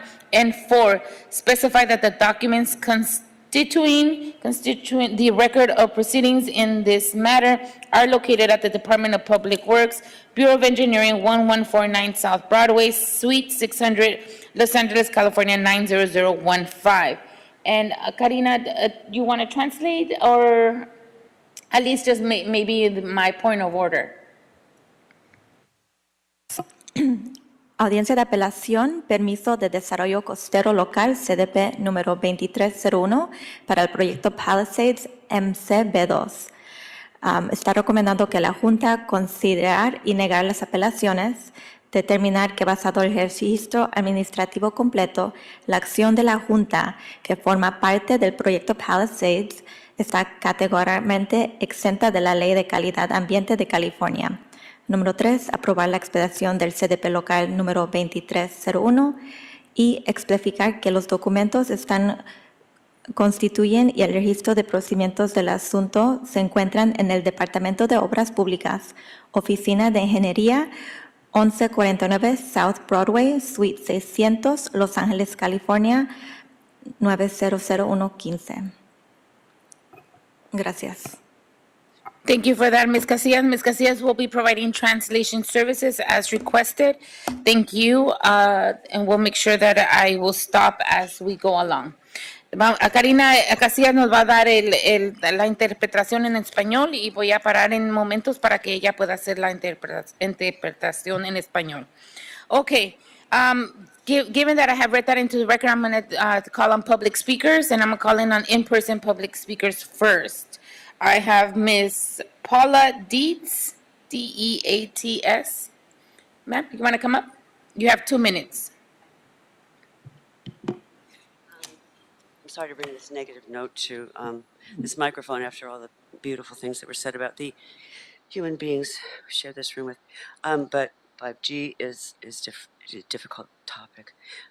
So my statement today is about what I see as a failure of due diligence on the part of the Verizon group to select spots for replacement pole in our neighborhood. The 5 spots that were chosen to review and reject were clearly not suitable, even to me, and I'm an amateur, I don't have the eye. They were just clearly unsuitable, so I don't know what that was. So I'm going to bring up several photos, several properties that were not really, that were not tagged for consideration in our neighborhood, our near neighborhood, within sight, and they seem good. So the first one I want to talk about is straight across the street from our community, Casa Gateway. It's straight across Palisades Drive. It's down at the very corner of Palisades Drive and Sunset. It is the intersections on the intersection. It's a small property which has no construction on it, which is unoccupied, which is, of course, available to access by the city, and it's perfect. It has ADA sidewalks. It is quiet, and the nearest residence is Casa Gateway across the street, but at least it's not something that the 34 seniors who live on the top floor in view of it will be looking at all the time from their windows and fear it. They fear it, whether it's reasonable or not. They do, because 5G is getting a reputation, and it's very public. So that's my favorite of the lot. But the second alternative that I would like to see looked at is less than 100 yards up Sunset from that. It's a DWP lot. It's not the one that they were mentioning on Marquez. Marquez is the address of the top of the lot. This is the bottom, the terminus of the lot, which is on Sunset Boulevard. And that's DWP. There are no structures. There's nothing. It's vacant. That's 2 minutes. Okay, sorry. Anyway, thanks. Thank you for your time. Next speaker, Linda Thiele, Thiele.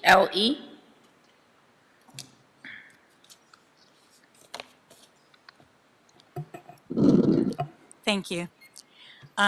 In May, we, the owners at 501, received a notice of public hearing. Whoops.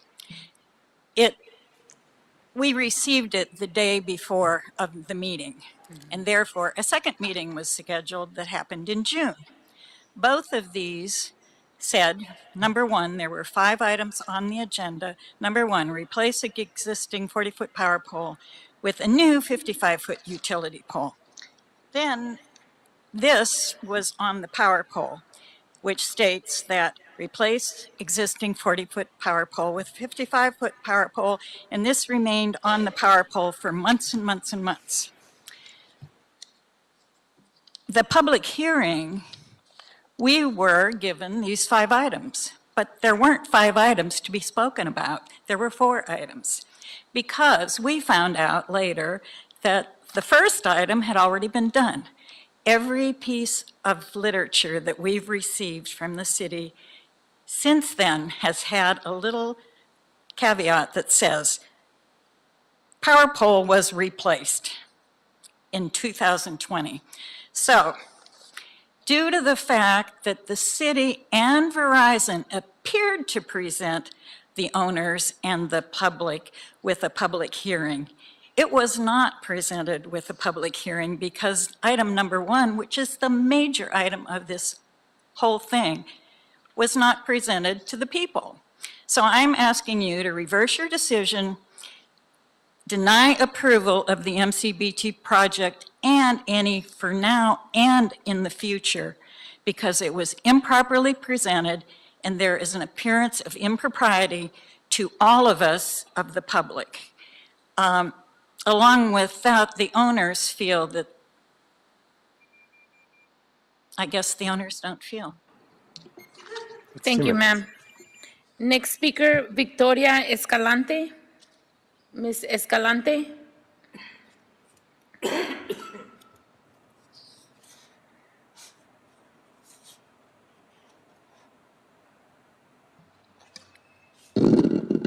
This okay? Yes. I just want to say good morning to the board. My name is Victoria, and I do reside at 501 Palisades Drive, and I'm here today to share with you my proposal to Verizon Wireless's update on their poll. And first of all, I agree with the fact that Verizon actually had already put in the 55-foot pole without a permit. And so some of the documentation that we did receive wasn't accurate. And also, when I was looking at the alternative sites that we received in the letter this month that was done on February 13th, the maps seem to be very old. And some of the trees aren't even there anymore. It's in 2019 and 2020, a lot of the trees were cut down, but they're in the maps. So I don't know if this is even an accurate description of an alternative not really being able to move the new power pole there, because the maps are so old. And the trees, they're right where Verizon says that it's not acceptable. So I don't really know if they did their due diligence. I'm just asking you as a board to really just take a moment to really look at all the letters that have been sent out to us at 501 since last May, because they haven't been correct. And even today's meeting, a lot of the people that do reside in the area were not notified. They weren't aware of this hearing. Some of us were given the maps with the email letter. Some received a letter without maps, so they had no idea that there was alternative placements that they were looking at between Verizon and the city of engineering. Thank you. Thank you. Next speaker, Raj Chowdhury. Chowdhury? Thank you. Good morning, sir. Good morning. Thank you, Madam President and Commissioners of the Board. My name is Raj Chowdhury, and I've resided in a 3-bedroom family condo unit at Casa Gateway since it was constructed over 35 years ago. My wife Shameen and I, right here, are the owners of a condominium. We live there with our 2 precious children, 9 and 2 years old. My parents, almost in their 80s, are also owners of a Casa Gateway condominium and have resided there since it was built back in the 80s. We are all not in favor of the 5G tower installation that is scheduled to occur in the near future. Let me explain why. We live in an affordable housing complex designated for seniors and families. 5G is still relatively new in its infancy. Please find another location. The seniors and families that live there don't feel safe with the 5G tower nestled up to their home. There just isn't enough research yet to validate the safety and proximity to our homes. Our resale values will plummet. Just look at some of the headlines on page 1 of a simple Google search of the words 5G tower safety. Here's a few here. Cease and desist order against Verizon cell tower by Board of Health, Pittsfield, Massachusetts.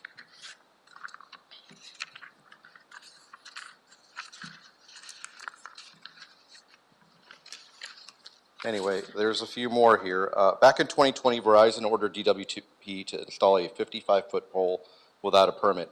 That project was not approved and the pole was already up. Now fast forward to today.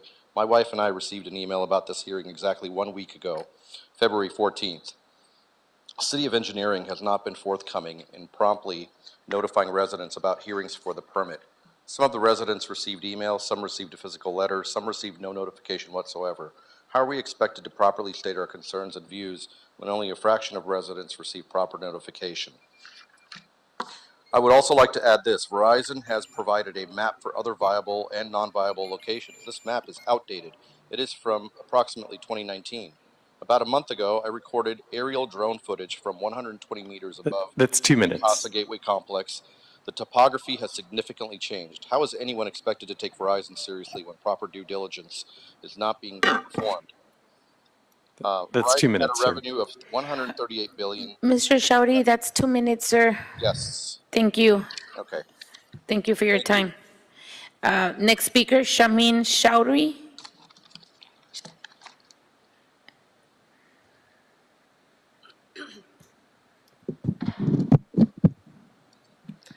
Hi. So it's really concerning to me to witness such a big giant like Verizon be forgiven so easily for placing a pole without city approval. The last council meeting, I believe, the council was misinformed about the notices being sent out to the residents. As previously stated, some of the residents did receive the statements, some received, not statements, notices, some received emails. This time around, once again, only a few received emails. Some received letters and some received no notification. I believe this kind of spotty contact almost seems intentional to speed up the process for the approval. Another touching issue for me is that Verizon did not use a current map of the Sunset Palisades location to find another feasible location for the tower. Did they actually scout the area to find something better to accommodate us maybe a little bit? I believe Verizon is discounting the concern of all the residents of Casa Gateway and just wants the work done. So I please ask you to recognize our concerns before a decision is made on the tower. Thank you. Thank you for that, Ms. Chowdhury. That is the end of public, in-person public speaking, but we do have 3 via Zoom. So TJ Knight. Thank you, President Garcia. Our first Zoom attendee speaking on item number 2 is Denise. Denise, I'm going to ask you to unmute. Go ahead, Denise. You have 2 minutes.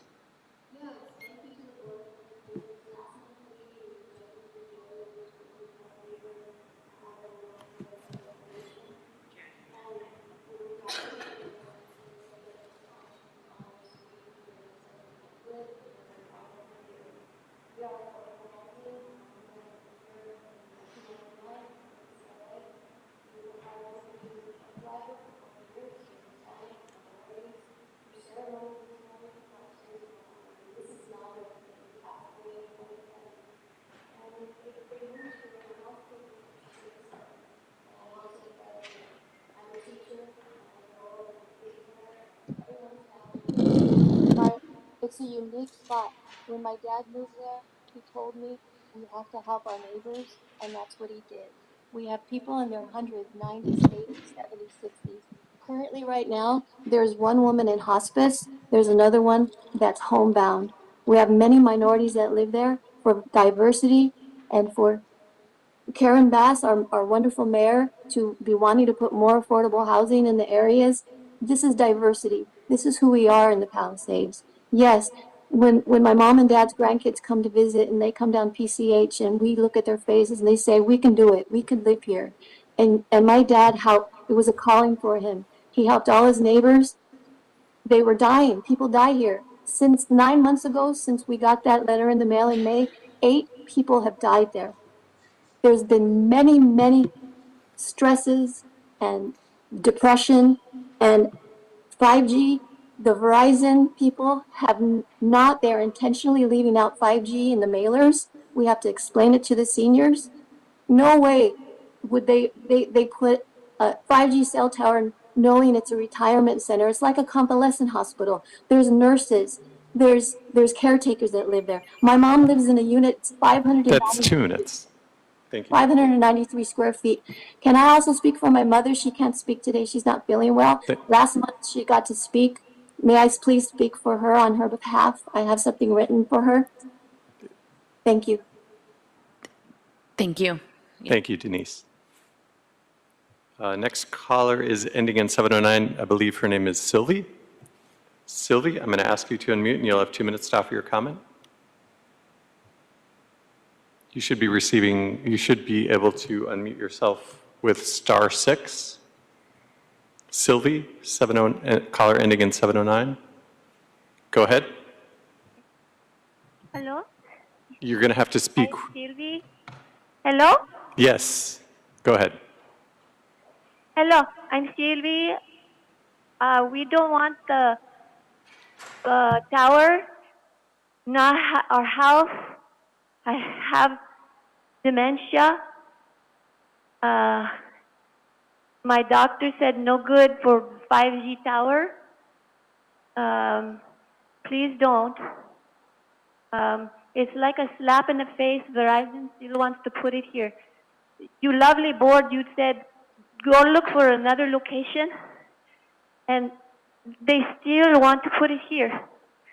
There's no good, the 5G. Dr. Davis asked the attorney last month, says, please tell me the difference between 3G and 5G. Dr. Davis asked Mr. Sullivan, the attorney for Verizon, and the attorney said, there is a difference between 3G and 5G, but I don't know. They think this is a joke. 5G is serious. The radio frequency waves will hurt our health. What are we doing to the elderly in our society? That's who we are. Treat us with respect and dignity. This is affordable housing. You're pushing us out. Please, thank you for hearing us last month, and please stand with us with our hope, our vision, our dreams for our future. Please, I'm a homeowner here for over 2 decades. Please, vision, hope. Dr. Martin Luther King says it's always good to do the right thing. Please do the right thing. This is where we live. This is who we are. Please, this is bad for our health. We're begging you, and thank you for listening to us. We are begging you on hands and knees. Thank you, thank you, thank you. Thank you, Sylvie. That's 2 minutes. And that concludes our input from Zoom attendees on this item. Thank you for that, Mr. Knight. General public comment for item number 2 is now closed. I know that we have Bureau of Engineering, and we also have Verizon here as well. So I'm going to take Bureau of Engineering to bring us up to speed of where we're at now, and then I want to bring up Verizon also for you to tell us where you're at and your findings. You're not subject to the 2 minutes since you're an interest party, so you will be okay with that. And so the way it's going to go, colleagues, is I will hear from Bureau of Engineering. If you remember, we have asked the Bureau of Engineering and Verizon to work closely to see if there was any alternative sites that this infrastructure could possibly go into. So I understand that did happen. There was an exploration, and now we're here. Correct? Yes. Thank you. Turning it over to you. Thank you. Good afternoon, Board of Public Works Commissioners. As Madam President had mentioned, the board directed the applicant, Verizon, as well as their agent, Motive Infrastructure, and the Bureau of Engineering to provide a report of alternative site locations and analysis for the Palisades MBC2 project. The applicant has drafted the report before you, and I'm hoping that TJ would have passed this report to you all before, but we did print out some copies for you to have here. Okay. We're going to take a small, because we need to translate this. Are you ready, Ms. Casillas? Sí, ahorita vamos a presentar el reporte del Departamento de Ingeniería y van a pasar unos documentos en persona que ya imprimieron. Okay. Are we going to get paper copies, or what are we doing? We do have some here. TJ was going to pass them out to you. We can pass them out to you. And for the people in attendance at the meeting, there are also copies in the back of the chamber if they're interested in having a copy, a physical copy. Okay. Thank you. So this report was provided to you all via email as well as all of the appellants via email last week. The Bureau of Engineering reviewed and considered this report and determined that the 4 recommendations to the board remain. We have the applicant joining us today, and they have a brief presentation of the alternative sites if you're interested. Perfect. Go ahead, Karina. Entonces, el reporte se mandó por correo electrónico la semana pasada y se recomienda que los 4 puntos recomendados se mantengan. And go ahead. State your name, please. Good afternoon, President Garcia. Kevin Sullivan for Verizon Wireless. We also have a Verizon Wireless representative here, and then the planning consulting team is here as well to answer any questions. At our last presentation and meeting in January, we addressed a lot of project-specific issues. We won't rehash those unless there are any questions. Out of last month's meeting came 2 primary asks that you wanted from Verizon to present at this continued hearing. The first one had to do with the RF energy issues. Yeah, and I just want to give time for the translation, so give me a second. Yes, thank you. Ahorita está el señor Kevin Solomon de Verizon Wireless y su equipo de planificación y consultas que ya han repetido los puntos de la junta pasada y ahorita tienen del punto de RF, que es la energía. RF, right? That's RF energy? Okay. Energía RF, RF. So RF is radio frequency. So in a letter that I had prepared and sent to the city on January 19th that was distributed to this board, I addressed in part of that letter the fact that the FCC has set the health safety standards for RF energy. Under the 1996 Telecommunications Act, the FCC has been given the exclusive authority and responsibility to set those health safety standards. Sobre una letra que entregaron a la Junta de Obras Públicas en febrero 19, se dedica que el FCC es la agencia responsable para mantener la salud y mental de los estándares basados sobre la Acta de 1996. In 1996, the FCC first set RF health safety standards. Then in 2013, they said, look, there's been emerging technologies, there's new frequencies, things like that. Let's do a refresh of the investigation. So in December of 2019, just about 4 years ago, they came out with a new order that reaffirmed the health safety standards that were set in 1996 based on a review with a number of federal agencies, including the FDA, the EPA, the Occupational Safety and Health Administration, a lot of non-governmental organizations, all based on the weight of scientific evidence that we have. En el 2013 salió nueva información y en diciembre sacaron una nueva orden donde ponen que el Departamento de Salud Seguros Puntos, que esa información pues ya ha cambiado y se ha reaccionado. Verizon's project will comply with those FCC health safety standards, or we can't operate. Additionally, the city on its website for the Bureau of Street Lighting has some information with respect to RF health safety issues. So the Bureau of Street Lighting has a program of co-locating new wireless facilities on street poles. The Department of Water and Power has a similar program with existing utility sites, and the city acknowledges that they utilize the FCC's health safety standards with respect to any of those facilities on city poles and property. La compañía de Verizon dice que van a comprometer los recursos que han sacado en el reporte.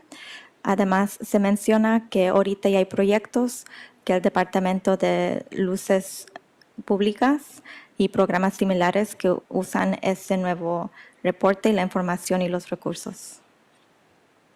The second issue that this board asked Verizon to address at this continued hearing was an alternative site analysis. We've done that. Just very briefly, the legal standard set by the Ninth Circuit Court of Appeals for an alternative site analysis is the carrier has to go out and do a reasonable range of alternatives, and they take a look at feasibility both from a leasing standpoint and technically from an RF service standpoint. Issues such as cost and also economic impacts are factors that can be utilized in an alternative site analysis.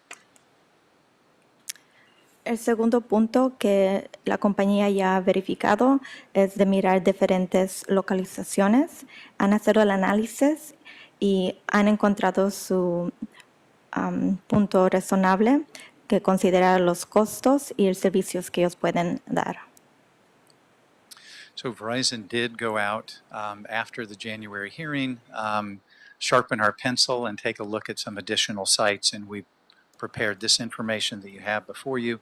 The first page just is an aerial view, and it's basically showing about the footprint or extent of the footprint of Verizon's facility, and that's because the facility is very low in elevation. It's only about 20-ish feet or so high on the pole where you have the antennas. You have a lot of topography in the area, and then you have a lot of pretty thick vegetation. There's also only 2 antenna arrays, which means that this facility integrated into Verizon's network has a pretty small footprint and needs to be located in a particular area. Entonces, después de la junta que se mantenió en enero, el primer punto que en la primera página que van a ver es una foto aerial de la localización. La topografía tiene 2 antenas y están hablando que el espacio que va a tomar este edificio es poco y ese sería el lugar ideal. The second page of the alternative site analysis shows the proposed location, and you can see there the photo on the top left. That's a photo from January of this year, and it shows the 55-foot pole that's there. Verizon proposes to clean up that equipment, paint the pole to make it integrate more visually into the surrounding area. You can also see that that pole is set back from both the street pavement and the sidewalk so that any kind of work with respect to the pole and facilities there are not going to impact the street or the sidewalk area. La segunda página habla sobre la localización proponida y como se dice en enero que la antena es de 55 pies. Ellos dicen que van a limpiar el equipo alrededor y van a pintar la antena y que no va a tener impacto en las calles ni en el área local. If we go to page 3, this shows the first alternative site that Verizon looked at. It's about directly across the street from the proposed location. You can see a green pin over on the right-hand side of Sunset. The photo up in the top left, again, was taken in January of this year. This site was rejected for a number of reasons. One, you can see from the photo that there just isn't any room there on the sidewalk. There are ADA issues. There are also structural integrity issues with respect to that pole. There are underground utility issues that make the site infeasible. And importantly, you can see that there's the thick line of trees there that provide what's called near-field RF interference, which inhibits the RF signal from reaching the coverage area. La tercera página. Number 2, right? That's page 3, alternative 1. Oh, we're in alternative 1. Got it. I was looking at alternative 2. Sorry. La tercera página del paquete habla sobre el site adicional que ellos recomendaron. Y en general se habla que en este local no hay tanto espacio y hay diferentes problemas para poder implementar y mantener el servicio. The next site that we looked at is alternative 2, that's page 4. The photo again on the top left was taken in January of this year. You can just see that that potential location, about 100 feet south of our proposed site, is already crowded with wireless facilities, and there just isn't enough room there under applicable California Public Utility Commission General Order 95 standards to put additional facilities there. We just can't, you can't pack anything more on the pole, and the pole structurally couldn't handle it. Si miran a la página 4, es la segunda localización donde ellos intentaron a hacer investigación y notan que no hay espacio para agregar una antena adicional ahí. The next alternative that we looked at is here, alternative 3 on page 5. It is approximately 250 feet to the south of the existing proposed location, again, over on the, I think that would be the east side or the south side of Sunset. And you can see that that pole already has a lot of equipment and facilities on it. It has wires, it has transformers, and there isn't enough room under the General Order 95 standards to put additional equipment there for Verizon and to be safe. There also is no room for a electrical meter that would be needed for Verizon's facility that would interfere with ADA clearance issues in the sidewalk. Si mira la alternativa 3 en página 5, esta localización también está más al sur. Se dice que hay mucho cable y mucho equipo y por igual no hay espacio para agregar más. In addition, this location, alternative 3, is too far to the south to get around, the bend that you see in the road around the water. The signal just doesn't reach around that way, both due to distance and also the very thick tree cover that lines the bend. Adicionalmente, se nota que la nueva alternativa 3 que la signa no podrá alcanzar por la distancia y por los árboles. The next alternatives that we looked at are shown on the page streetlight alternatives. That's page number 6. And those are a couple of streetlights right in front of the building where some of the speakers live. That photo was from December of 2023. The Verizon determined that those facilities don't work for multiple reasons. One, the poles themselves aren't wide enough. They don't have enough interior space to take up all the cabling and wiring needed to serve the wireless facilities. And they also structurally aren't built to be able to handle the additional weight. They would also be right in front of the building and therefore would be kind of an intrusive alternative. En página 6 se nota que se ven en la foto las luces de calle. Verizon determinó que en las luces no hay espacio también para agregar adicional cables y que está al frente del edificio y también no va a servir para esa localización.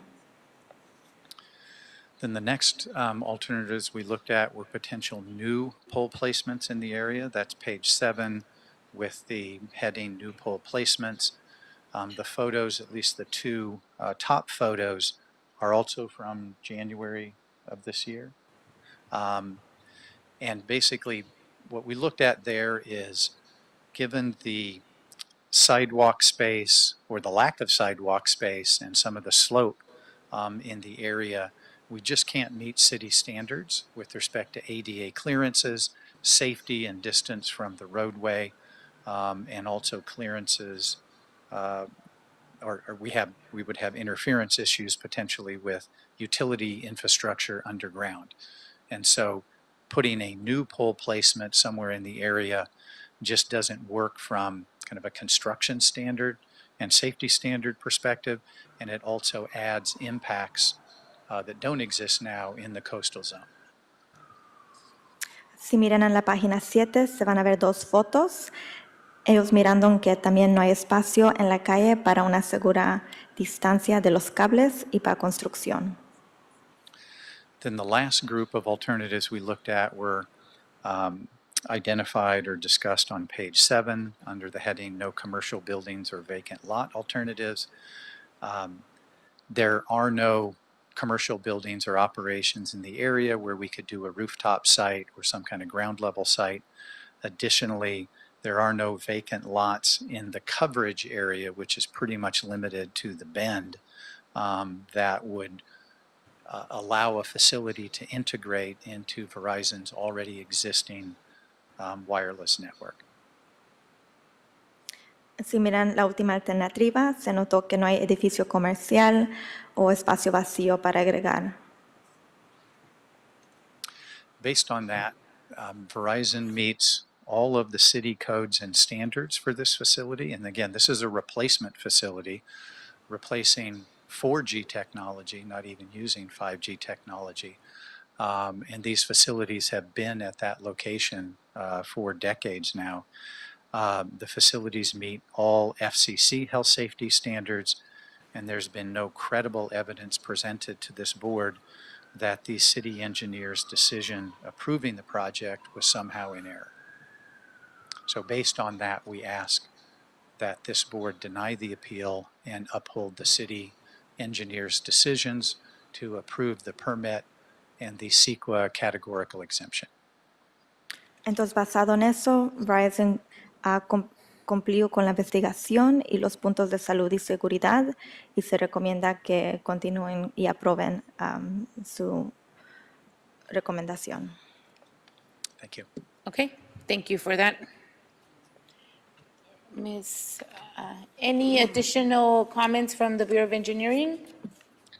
Thank you, Mr. Sullivan, for your report and for Verizon's presence here. No other additional comments from the Bureau of Engineering. We are here to answer your questions as well as the applicant.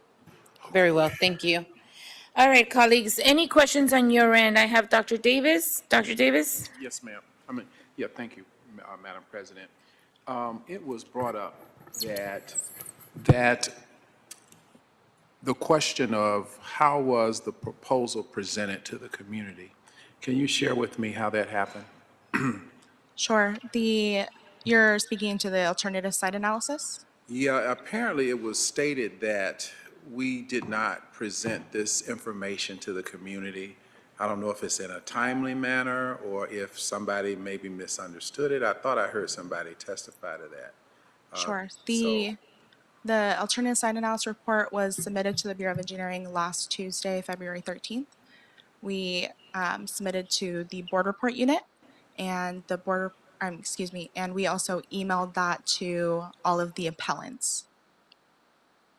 So it was received via email.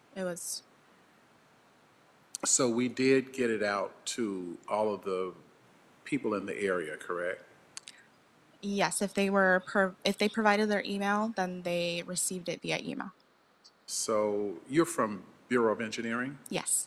Okay, so some of the people testified a few minutes ago that they did not get it. I don't know if it's a circumstance where, you know, whenever we do something, maybe some people don't get it, whether it's email, whether it's a town hall meeting. Something occurred that they are saying that they didn't get the information. So I don't know how we, manage that. We followed all of our notification procedures per the Los Angeles Zoning Code, the Los Angeles Municipal Code for sending out notification to appellants who have requested that we inform them of any decision or documents for this project. And obviously a lion's share of the people did acknowledge some receipt of the information that we sent out. Do you mean if they emailed me back? No, a handful of people did send me additional comments in response to both the notification of the public hearing as well as the notification of this new document. That was the only acknowledgement of receipt of the report. Thank you, Dr. Davis. So just to reiterate all of that, the BOE did follow, your outreach plan was as you would normally have done it for any other outreach needed for any project that we normally do. Yes. Okay. Long to ask is that we followed our outreach plan normally, right? Yes, that's Okay. And to Dr. Davis's question, there was a couple of residents that did acknowledge that they received this information. Yes, a few of them emailed me comments regarding the report and responding to the notice of public hearing. Okay. All right. Any other questions, colleagues? Anybody? Okay. I just want to bring us to where we are. So I want to thank Verizon and BOE for going back and looking for alternative sites. I know that I'm pleased to see that you had at least, 4 or 5 different sites for this project. Ms. Martin, I know that you are the supervising engineer and you also concur with Verizon's new report of the alternative sites? Yes, we reviewed the report and we reviewed our conclusions, and as Lauren indicated, our recommendations remain. Okay. So I just want, if our city attorney can state for the record our jurisdiction and the federal law around this type of request. Sure, no problem, President Garcia. So I'll just read a section of the federal U.S. Code and a subsequent 2019 Federal Communications Commission order that limit the ability of local agencies such as this board from issuing decisions based on RF emissions. And I'll just read what the law says for the record and for everyone's edification here. And so Title 47 U.S. Code Section 332C7B4 states that no state or local government or instrumentality thereof may regulate the placement, construction, and modification of personal wireless service facilities on the basis of the environmental effects of radio frequency emissions to the extent that such facilities comply with the Commission's regulations concerning such emissions, the Commission there being the FCC. And then the 2019 FCC order states that pursuant to Section 332C7 and consistent with the Commission's general authority to regulate the operation of radio facilities, state and local governments are broadly preempted from regulating the operation of personal wireless service facilities based on RF emission considerations. Thank you. I wanted to make sure that we had that in the record because I know that at this point we have asked to go above and beyond what is required from us here local as a local government, and I want to thank Verizon for being partners in that. I also want to thank everybody that came out to justify your concerns of this site. An alternative method at this point is not doable, correct? Correct, thank you. Okay, unless anybody has any objections, we are bound to follow the federal law then. Under our jurisdiction, we have, we can ask for alternative locations, and that's exactly what we did right now. We exercise that flexibility that we have, but unfortunately, it seems like even after looking at different sites, it doesn't seem like there is another feasible site that this can be placed. Is that correct? Correct. Okay. Having said that, colleagues, I guess it leaves us with no other alternative but to approve and approve the recommendation from the Bureau of Engineering. Is there a second to my motion to approve this item? A second. Thank you, Vice President Villegas. TJ Knight, there's a first by me and a second by Vice President Villegas to approve the recommendations from BOE. Very well. We'll take a roll call vote on item number 2, starting with you, Madam President. Aye. Vice President Villegas. Aye. President Pro Tem Davis. Aye. Commissioner Corsand. Aye. And Commissioner Reyes. Aye. All ayes. Item number 2 is adopted and will move forward forthwith. Thank you. Thank you for that. Thank you, everybody, and thank you for those that came out. Sometimes we're bound by federal law right now to do this. So we did what we could within the board. We did what we went above and extended our jurisdiction. And I just want to say that unfortunately there was no alternative sites. There has been many times that we've gone back and we sharpened our pencils and we have found alternative sites. And I was really hoping that we came back with that this time. So I apologize. Thank you, everybody. I would just like to note for President Garcia's attention, one of the callers who offered commentary on item 2 has again raised their hand. If you would like, I will ask her if she wishes to offer commentary on one of our other agenda items. And just note for the record that public comment on item 2 has already been heard and closed.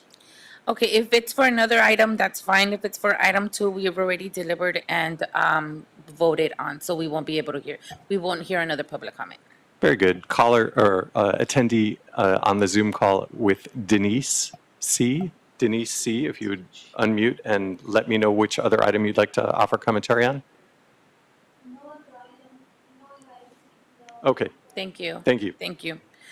All right. Thank you, everyone. I appreciate your time and your effort that you did on fighting this this situation in your area. Thank you, everyone.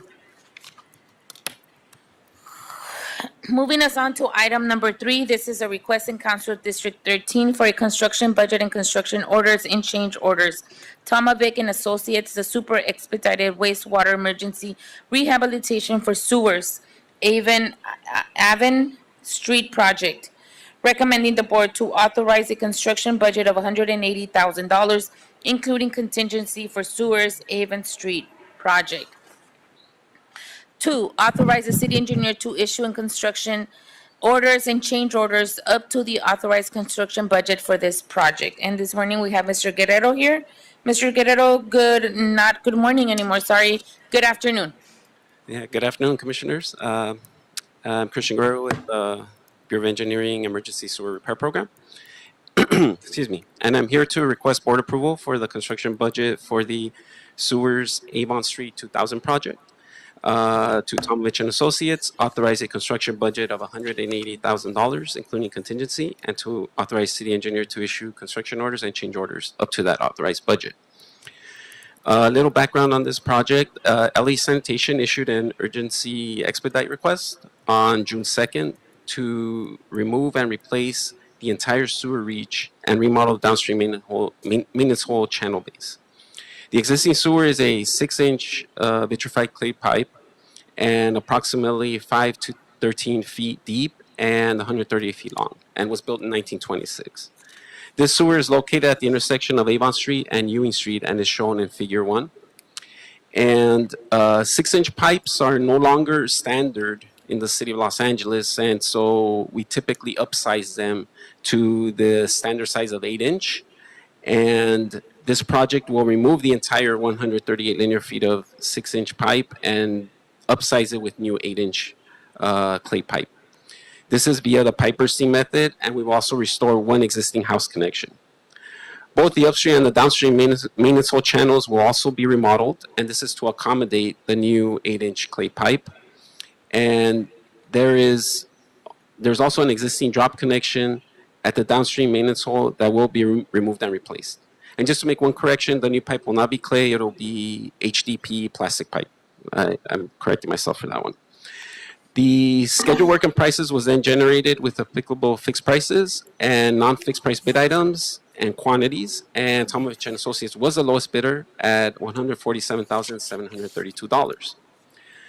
Once in construction, the contractor encountered an unmarked gas line crossing the drop connection, which we were going to replace, and this is shown in Figure 2. And due to this utility interference, the contractor was required to hand dig around this utility. This caused a delay in the work, and the sewer reach was also found to be partially in a slope exceeding 15%.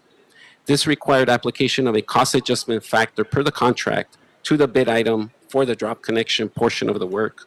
And this is due to added difficulty of the contractor having to work on a slope greater than 15%. So the revised scope, including the extra work encountered in the field, was estimated to cost approximately $152,711 at the time, with a contingency of $27,289. The total requested budget to complete the project is $180,000, and that exceeded the city engineer's authority of $150,000, and that's shown on transmittal 3 of the board report. So the Bureau of Engineering requested an emergency authorization from the liaison commissioner to increase the budget to $180,000 when these different site conditions were encountered in the field. This was in order to continue the construction work and minimize further delay and impact to the community, and this is shown on transmittal 4. The project was completed on October 4th of last year. Therefore, it is requested to approve the construction budget of $180,000 and authorize the city engineer to issue construction orders and change orders for this project up to that amount. And that concludes my presentation. Thank you. Thank you, Mr. Guerrero, for that, your presentation. Any questions, colleagues? None. None. Is there a motion on the table to move item number 3 forward and forthwith? So move. Thank you. Is there a second? Second. Thank you, VP. TJ Knight, there's a first by Dr. Davis and a second by Vice President Diaz to move item number 3 forward and forthwith. Very well, we'll take a roll call vote on item number 3, starting with you, Madam President. Aye. Vice President Villegas. Aye. President Pro Tem Davis. Aye. Commissioner Corsand. Aye. And Commissioner Reyes. Aye. All ayes, and the item is adopted and will move forward forthwith. Thank you so much, and thank you again for explaining to us. I really like.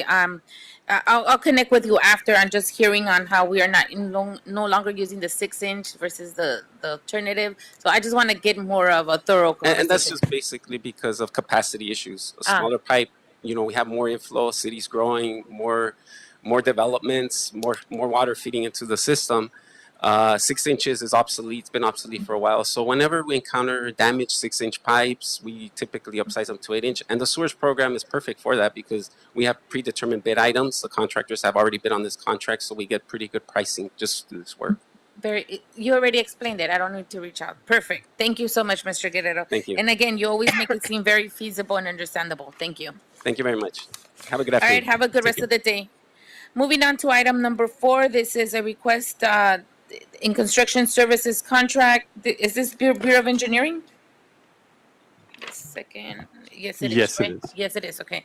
This is in Council District 15, construction services contracts, Terminal Island Water Reclamation Capital Improvement Project. Recommending the board to, 1, authorize $236,000 in additional funding and approve a revised construction budget of $720,000 for capital improvement project 8558 Terminal Island Water Reclamation Plant.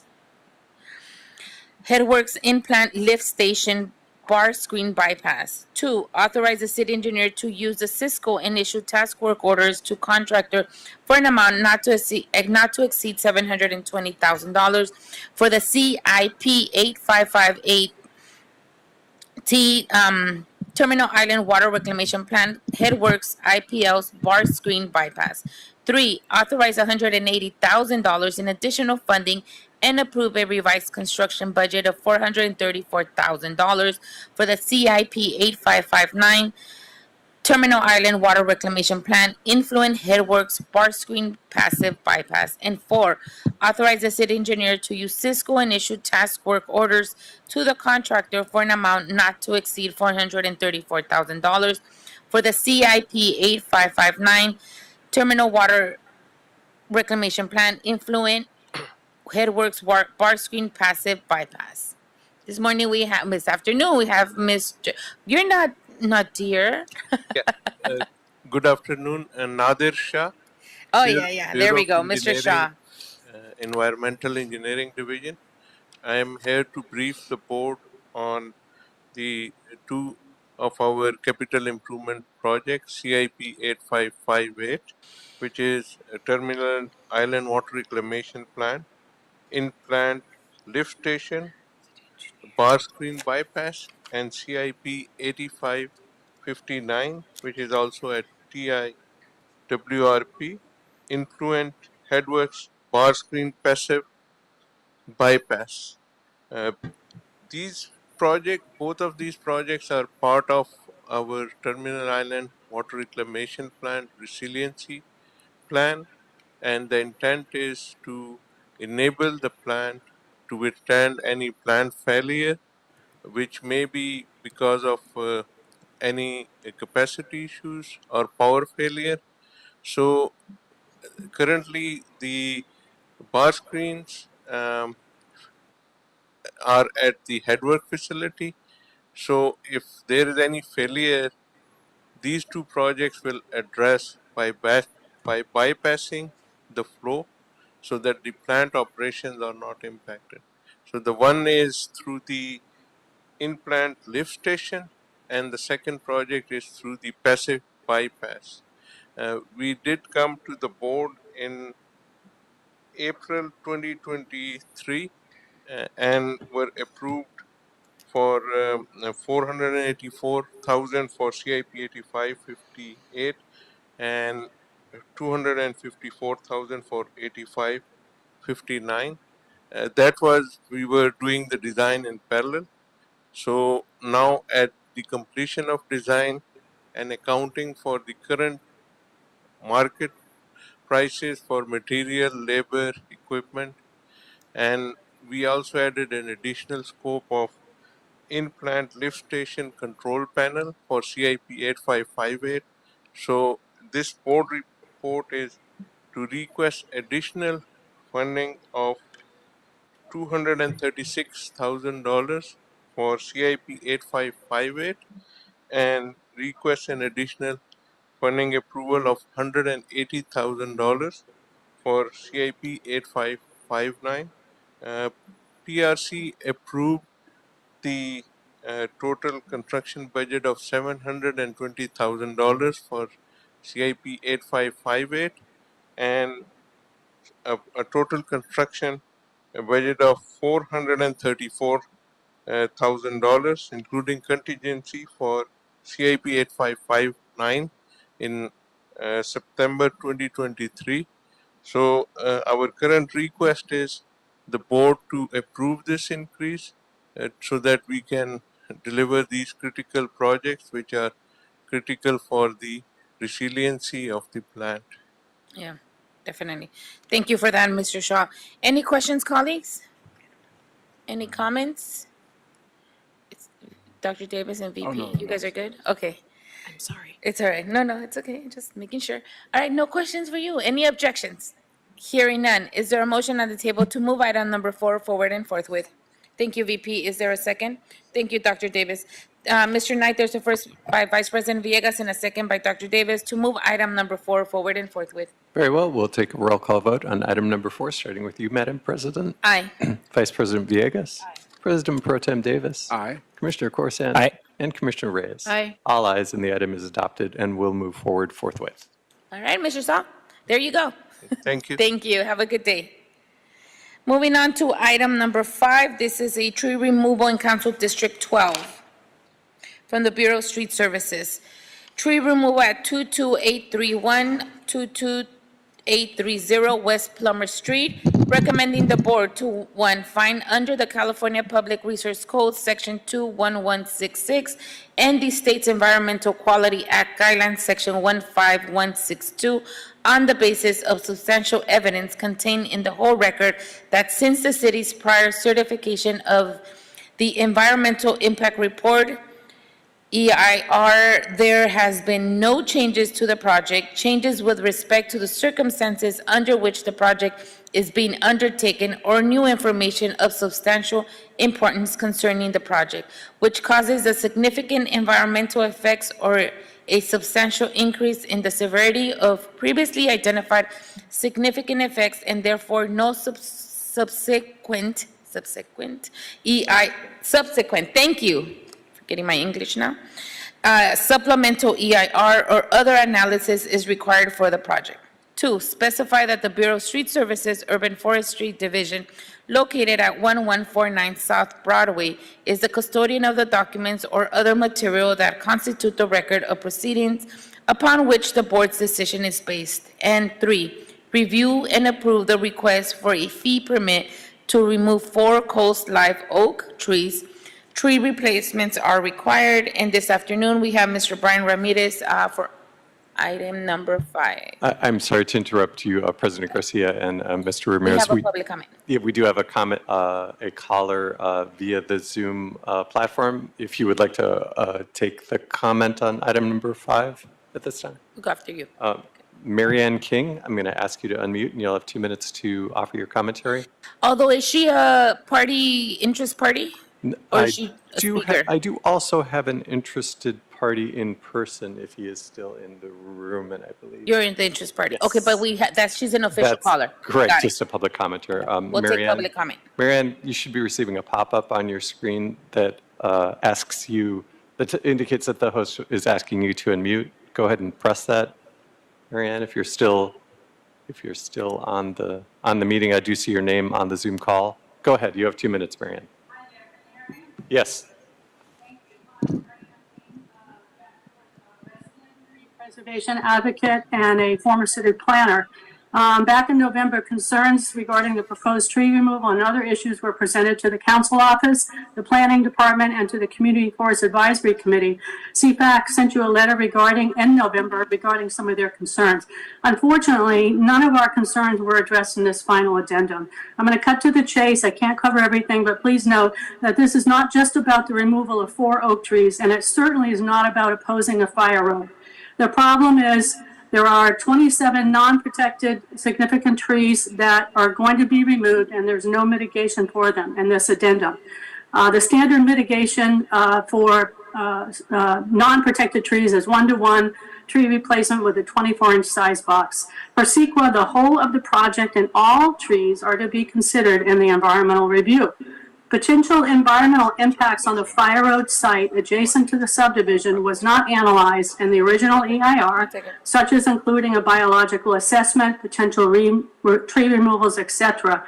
The improvement of the Fire Road was a foreseen impact at that time. The findings presented in the final addendum are blanket statements with no substantial evidence to back up the statements. From what I can tell, they were using the original EIR analysis that did not include the Fire Road site. A 5-year bond, not 3-year bond, should be required for these replacement trees, and a covenant and agreement for the maintenance of the oak trees to be planted on the private property. Technically, per CEQA, Section 15162 and 15163, preparation of a supplemental EIR is required for this, not an addendum, as there are new changes proposed that have not been mitigated in the original EIR. Since you will be the decision makers for this item and for the addendum presented before you, I believe it is important that you are aware that this should be processed properly and with proper mitigation per CEQA. I have other things to say, but I'm going to keep it at that. Thanks. That's 2 minutes. Thank you, Marianne. I'm going to put you back on mute. We do have another attendee via the virtual platform, Silva Blackstone. You've raised your hand. Do you wish to offer commentary on this item? Silva Blackstone, you should receive a pop-up. Go ahead. Do you wish to offer commentary on item number 5? Yes, can you hear me? Yes, we can hear you. Go ahead. You have 2 minutes. Please start now. Okay. Silva Blackstone, retired, and this is the area that I grew up in the West San Fernando Valley. And it seems like, to me, like a lot of trees are being removed that don't need to be. And I've been to a number of urban forestry conferences regarding trees. And it seems like when there's a will, there's a way to save these trees. The road could be moved, the houses could be sited differently. There's a lot of things that could be done to save these oak trees. And it seems like a lot of oak trees are being removed, and a lot of other trees are being removed. And the city has like, I don't know what you call it, like a nice way of saying that we need more shade and that we're going to be planting more trees. But meanwhile, we're taking out lots of trees that are there doing their job. And sometimes the trees that are removed are not replaced in kind with other native trees. So I think that, as the previous speaker was saying, the EIR is faulty in the whole process should be stopped and reconsidered by your board before going ahead and taking out 4 more oak trees. Thank you. Thank you, Silva. And that concludes our commentary on item number 5 this morning. Thank you for that, Mr. Knight. Public comment for item number 5 is now closed. Mr. Reynolds, you are a party of interest, so you are not subject to the 2-minute. If you wish to speak today, only for questions. Got it. Colleagues, we have the interest party here only for questions. Okay, Mr. Ramirez, welcome. Good to see you.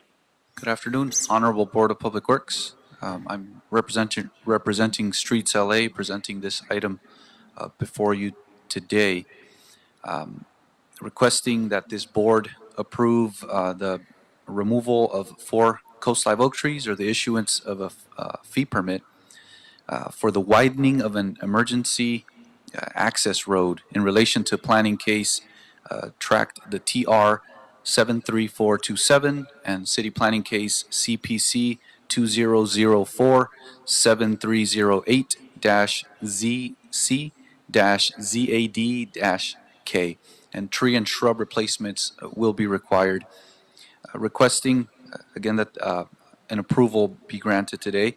The applicant, which is Andorra Properties 1 LLC, is proposing to construct an emergency access road at 22831 through 22830 West Plumer Street in relation to this tract and city planning case in Council District 12 within the Chatsworth Porter Ranch community. The emergency access road is required for fire department use as needed to access this new residential tract that's being developed. A registered consulting arborist, Greg Applegate, provided an assessment of the property and assessed the project's impact to the protected trees. All findings were documented within the protected tree report that was dated October 3rd, 2022, and then subsequently updated July 20th, 2023, and submitted for Streets LA review as part of transmittal number 3. Streets LA arborist inspected the subject location and verified the content of the report on June 27th, 2023. The findings revealed that there are 10 protected trees adjoining the access road, of which 4 Coast Live oak, Quercus agrifolia trees will require removal to allow for the construction and widening of the access road in accordance with Chapter 4, Article 6 of the Los Angeles Municipal Code. One of the 4 oaks in Transmittal 6 is proposed for removal.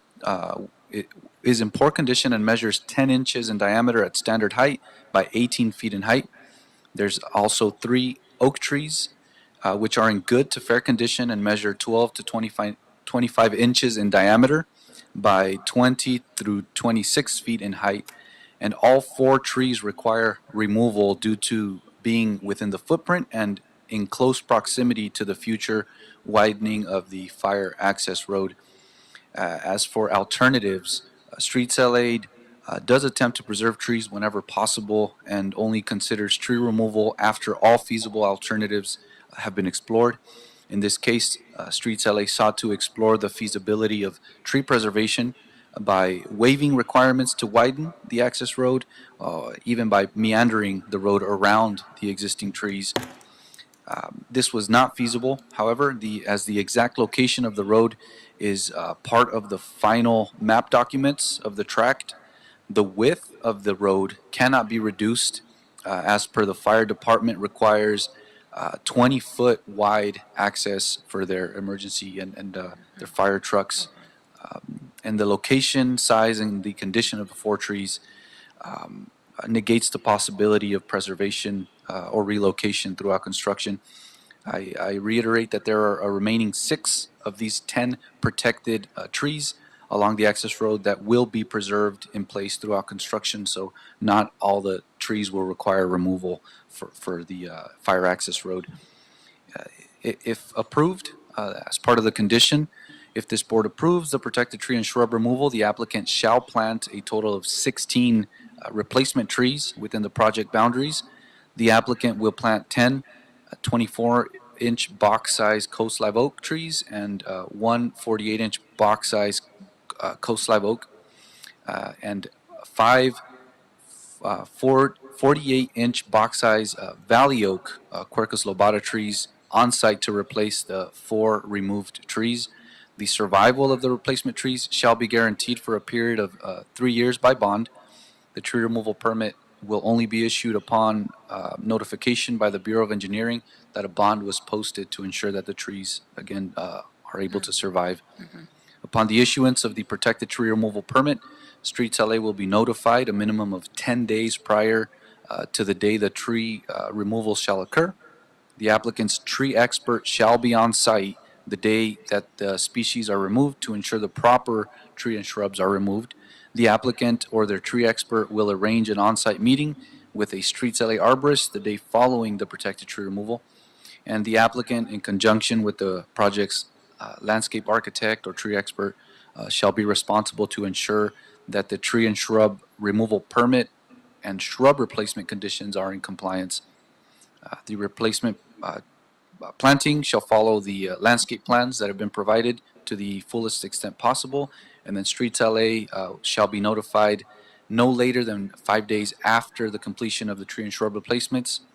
It's at that time that an arborist with Streets LA will make arrangements to visit the site and approve the tree replacements as being in compliance with the permit conditions within 5 working days of the notification. Streets LA shall be notified if any permit conditions cannot be met or have been violated, and failure to comply with the requirement may result in fines or legal actions against the applicant. The applicant shall defend and indemnify, hold harmless the city, its agents, officers, or employees from any claim, action, or proceeding against the city or its agents, officers, or employees relating to or to attack, set aside, void, or annul this approval. As for the California Environmental Quality Act, the Department of City Planning prepared the environmental impact report, which is the case ENV-2014-3995-EIR for the project, finding that the project will have less than a significant impact on the environmental effect with the incorporation of mitigation measures as identified in the EIR. The project EIR and subsequent addendum was utilized in forming the recommendation of this report and is on file with Streets LA and available to the public upon request. It is also part of transmittal number 7 on the record. And as it pertains to the notifications to the communities, the 12th Council District, as well as the Community Forest Advisory Committee, was informed of the tree removal permit request on Wednesday, August 16th, 2023. And the Council Office was to notify Streets LA of any objections to the proposed tree removals, to which I can attest that the Council Office has not provided any feedback or commentary in this regard. And then the applicant has been advised of the recommendations within this report. This concludes my presentation to the board, and I'm available for any questions you may have at this time. Thank you, Mr. Ramirez, for your very thorough report there. Just to reiterate the facts here, the review is to approve the request for a fee permit to remove 4 coast live oak trees. There is a 16 replacement trees and additional 10 oak trees. Am I correct there? And then lastly, 1 tree. So there's 10 total protected coast live oak trees adjacent to that fire access road, of which 4 will require removal, and the remaining 6 will be preserved and protected in place throughout construction. that's what it was. Okay. And he is meeting, this applicant is meeting the R421, That is correct. and the trees will be placed on site? Yes, they will. Okay. Colleagues, any questions on your end? I just wanted to recap the case here. Hearing none, any objections? Yes, yeah. He's, just to confirm, he's meeting the R421 replacement tree policy, right? Yes, they are. And they're going to be planted on site. Okay, good. Just Okay. one- Just one. Sure. One question. How soon thereafter are the trees planted after they are removed? It depends on the project's timeline. I believe that the applicant may be able to speak to the overall timeline, but the guarantee that the trees will be planted is cemented, or I guess is formalized through that bond that is imposed prior to us issuing the removal permit. So that serves as the guarantee that they will eventually replace the trees. Again, I can't speak to the project's timelines. Once the tree removals occur and the fire access road is built, I presume shortly thereafter that the applicant will be replanting.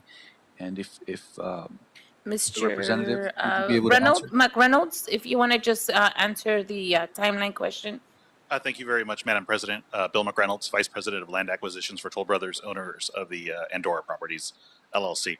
We would put the trees, would we do all of the landscaping of the entire community? So there are a variety of street trees that will be placed throughout the entire community. So it would be one mobilization with the landscape contractor in. So we would build the road first, get that approval, and then we would come in immediately after with the entire mobilization of the entire site. And you expect that to be like within months after the completion? Yes, correct. Yes, that is absolutely correct. So the fire department will require the access road in Okay. For the delivery, and then we would, before any of that happens, we would immediately put in all the trees. All right, good enough. Thank you so much. Thank you. Thank you, Mr. McReynolds, for that. Any other questions, colleagues? Any objections? Hearing none, is there a motion on the table to move item number 5 forward and forthwith? Thank you, Commissioner Reyes. Is there a second? Second. Thank you, Dr. Davis and VP. Mr. Knight, there's a first by Commissioner Reyes and a second by Dr. Davis and Vice President Villegas to move item number 5 forward and forthwith. Very good. We'll take a roll call vote, starting with you, Madam President. Aye. Vice President Villegas. President Pro Tem Davis. Aye. Commissioner Corsan. Aye. And Commissioner Reyes. Aye. Item number 5 is adopted and will move forward forthwith. I was going to make a note for the record that public comment on item number 5 has been closed, but I see that Marianne King, who has offered public comment and been heard on public comment, has lowered her hand. Thank you. Okay, thank you for that. All right, moving on to item number 6. This is still you, Mr. Ramirez. This is in Council District 7 for a tree removal on 15827 Roxbury Street.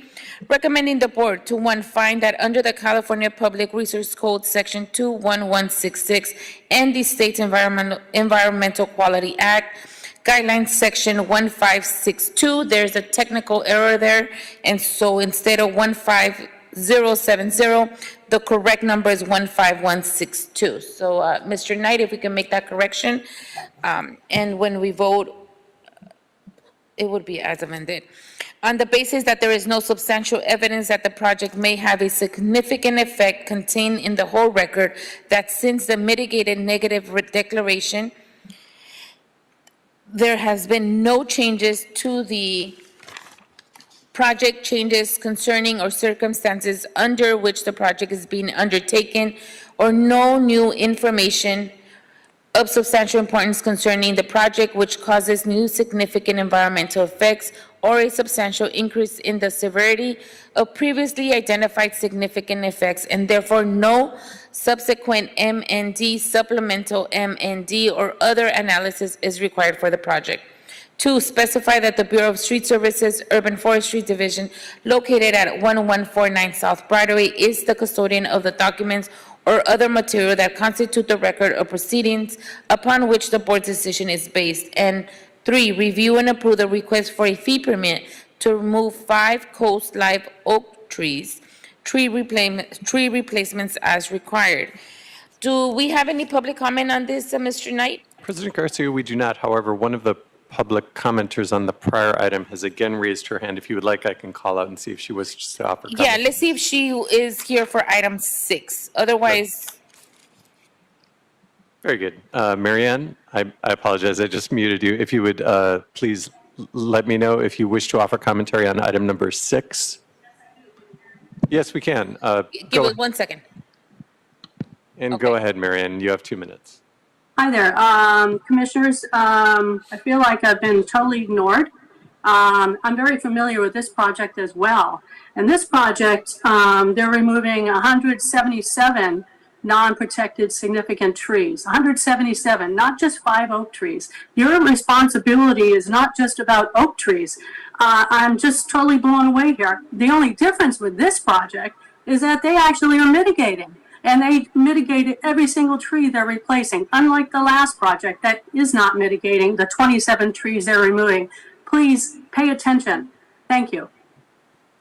Thank you. And that concludes public, there is another hand. And that concludes public comment. Sorry for the No more confusion. hands? There was a hand, but it went down quickly. Okay, got it. Given that number 6, public comments now officially closed for item number 6. Mr. Ramirez. Great. So this is, again, requesting that the board approve the removal of 5 coast live oak trees for the construction of new warehouse buildings, which are relative to a planning case. It is a city planning case, case number CPC-2021-8927-CU-SPR, and tree replacements are required for this request. The applicant, which is Roxford XC LLC, is proposing to demolish an approximately 182,230 square foot warehouse building, and has been approved to construct 2 new warehouse buildings relative to the planning case. The project is located in Council District 7 within the community plan area of Sylmar.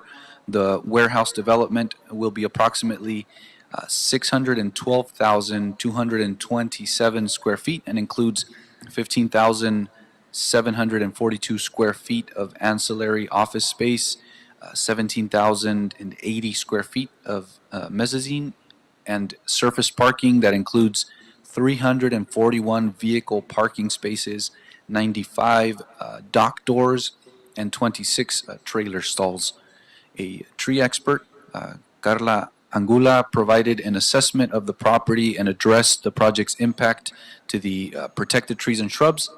All findings were documented within the Roxford Warehouse Protected Tree Report that was dated August 2023 and submitted for Streets LA review. A Streets LA arborist inspected the subject location and verified the content of the report. Findings revealed that there were a total of 5 protected coast live oak trees growing on the property that will require removal.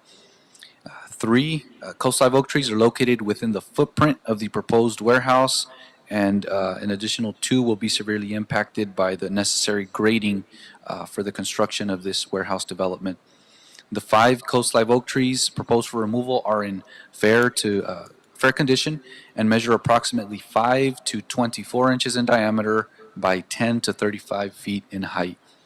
As for the alternative methods explored by Streets LA, Streets LA always seeks to preserve healthy trees or protected trees. We only consider tree removal after all feasible alternatives have been explored. According to the applicant, the project explored other locations to avoid impacting protected trees. However, the impact was unavoidable for these 5 coast live oaks due to the location of the 2 new proposed buildings.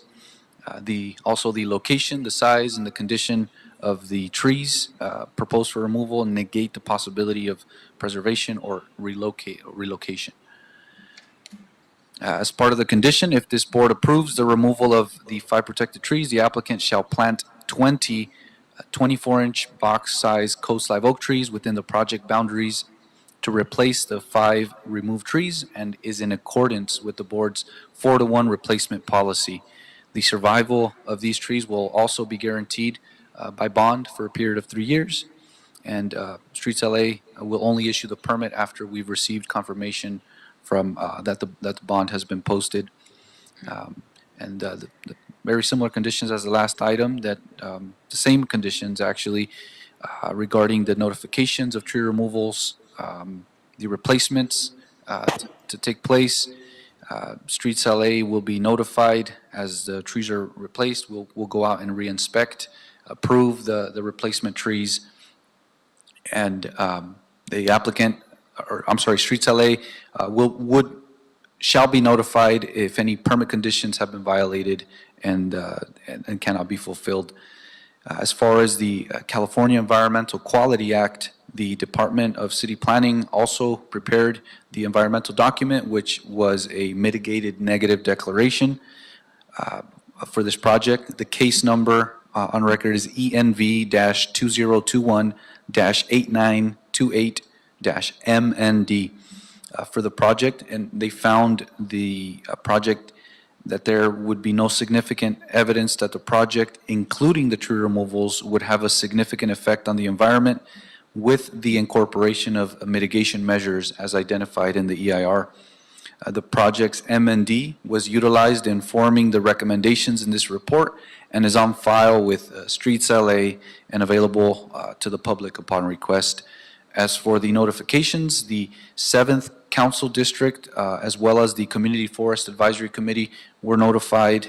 They were informed of the removal permit request on Tuesday, November 30th, 2023, and the council office was to raise objections and bring them forth to the Streets LA prior to the board hearing this matter, to which, again, the council office has not raised any objections. With this, I conclude my presentation, and again, I'm open to any questions you may have at this time. Thank you so much, Mr. Ramirez, for your thorough report. Any questions, colleagues? Any comments? Just for my final clarification here, they are meeting our 4-to-1 policy, That is correct. and all 20 replacement trees will be planted on site, Yes. and they will maintain these trees for the next 3 years. But I'm understanding this is in private property, correct? This is private property, correct. So what happens after the 3 years? The 3 years constitutes the establishment period from the time a nursery tree is planted to ensure that it has the proper maintenance, specifically and especially water for those 3 years. After those 3 years, it's expected that the trees are able to sustain themselves, after which they'll be established. The maintenance of private property protected trees is often minimal, especially oak trees. So as far as trimming, things like that, it's not projected that they may require much as far as maintenance, as they grow in a native environment. Okay, but the maintenance will then be up to the property owner, correct? That is correct. Okay. Okay. I don't have any other issues on this item. Okay, I don't have any other issues, colleagues. Hearing none, is there a motion on the table to move item number 1 forward and I'm sorry, not item number 1, item number 6 forward and forthwith as amended with the technical correction? So moved. Thank you, Commissioner Corson. Is there a second? Thank you, Dr. Davis. Mr. Knight, there's a first by Commissioner Corson and a second by Dr. Davis to move item number 6 forward and forthwith. Thank you, President Garcia. We'll take a roll call vote, starting with you, Madam President. Aye. Vice President Villegas. Aye. President Pro Tem Davis. Aye. Commissioner Corson. And Commissioner Reyes. Aye. All ayes, and item number 6 is adopted as amended and will move forward forthwith. Very well. Thank you so much for that. Thank you, Mr. Ramirez, for your time this afternoon, and I look forward to seeing you again soon. Thank you, Madam President. Commissioners, thank you. Thank you. All right, moving on to item number 7. This is a request from the Bureau of Engineering and the Bureau of Street Services in all council districts for a contract amendment number 01 with the University of California, Los Angeles, recommending the board to approve and forward this report with transmittals to the mayor requesting the following. 1, approve amendment number 1 to agreement number 202204080 between the City of Los Angeles and the City of California, Los Angeles, to include cost and duration for Phase 2, Year 3 of the study, and 2, authorize the president or 2 members of the board to execute amendment number 1. And this afternoon, we have Mr. Yereminian. No, Abdullah Sarozai. Oh, did you guys shift already? Got it. Okay, state your name and Real quick, I'm sorry to interrupt you, President Garcia, but we do have a caller on the attendee on the Zoom meeting who is raising and lowering their hand. If you would like, I can see if they want to offer commentary on item number 7 or future items. Okay. Yes, please. Attendee Silva Blackstone, if you would please unmute. For item 7.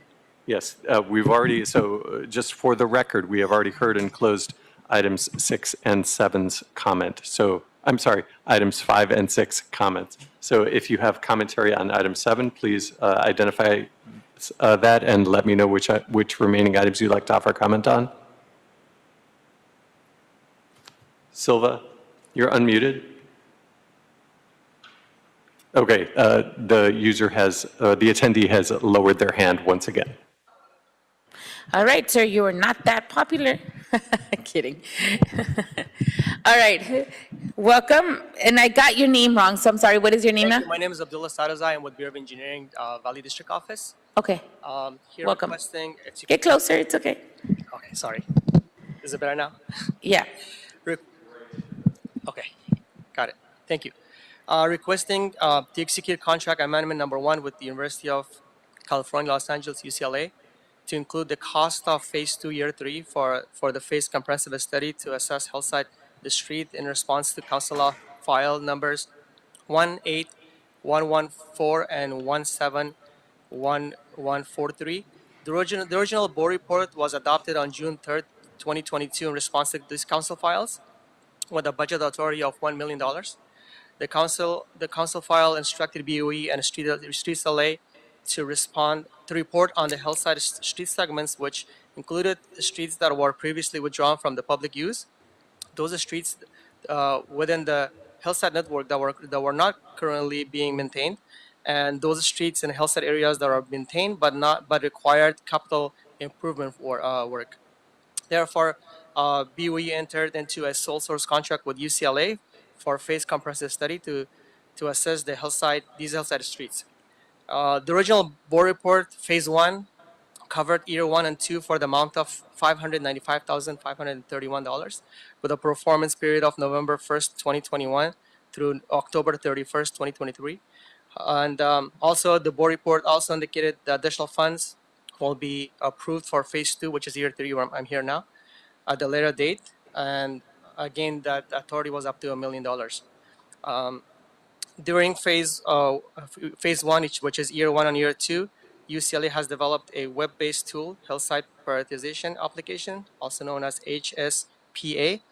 It includes the road geometries, pavement conditions, which is also curb, sidewalks, and road designations to assess the impact of individual roads sections on the entire network, and also the travel times, that how long it takes for a road to evacuate from wherever you are. The cost of Year 3 is $378,298. The performance period is November 1st, 2023 through October 31st, 2024. The planned activities will include adding a cost estimating component tool, integrating evacuation routes in the importance matrix, additionally equity consideration into the tool, and finally delivering a full functional support tool which the city can use. Thank you. Thank you for that report. Any questions or comments, colleagues? Vice President Villegas? Yeah, thank you. Thanks for that.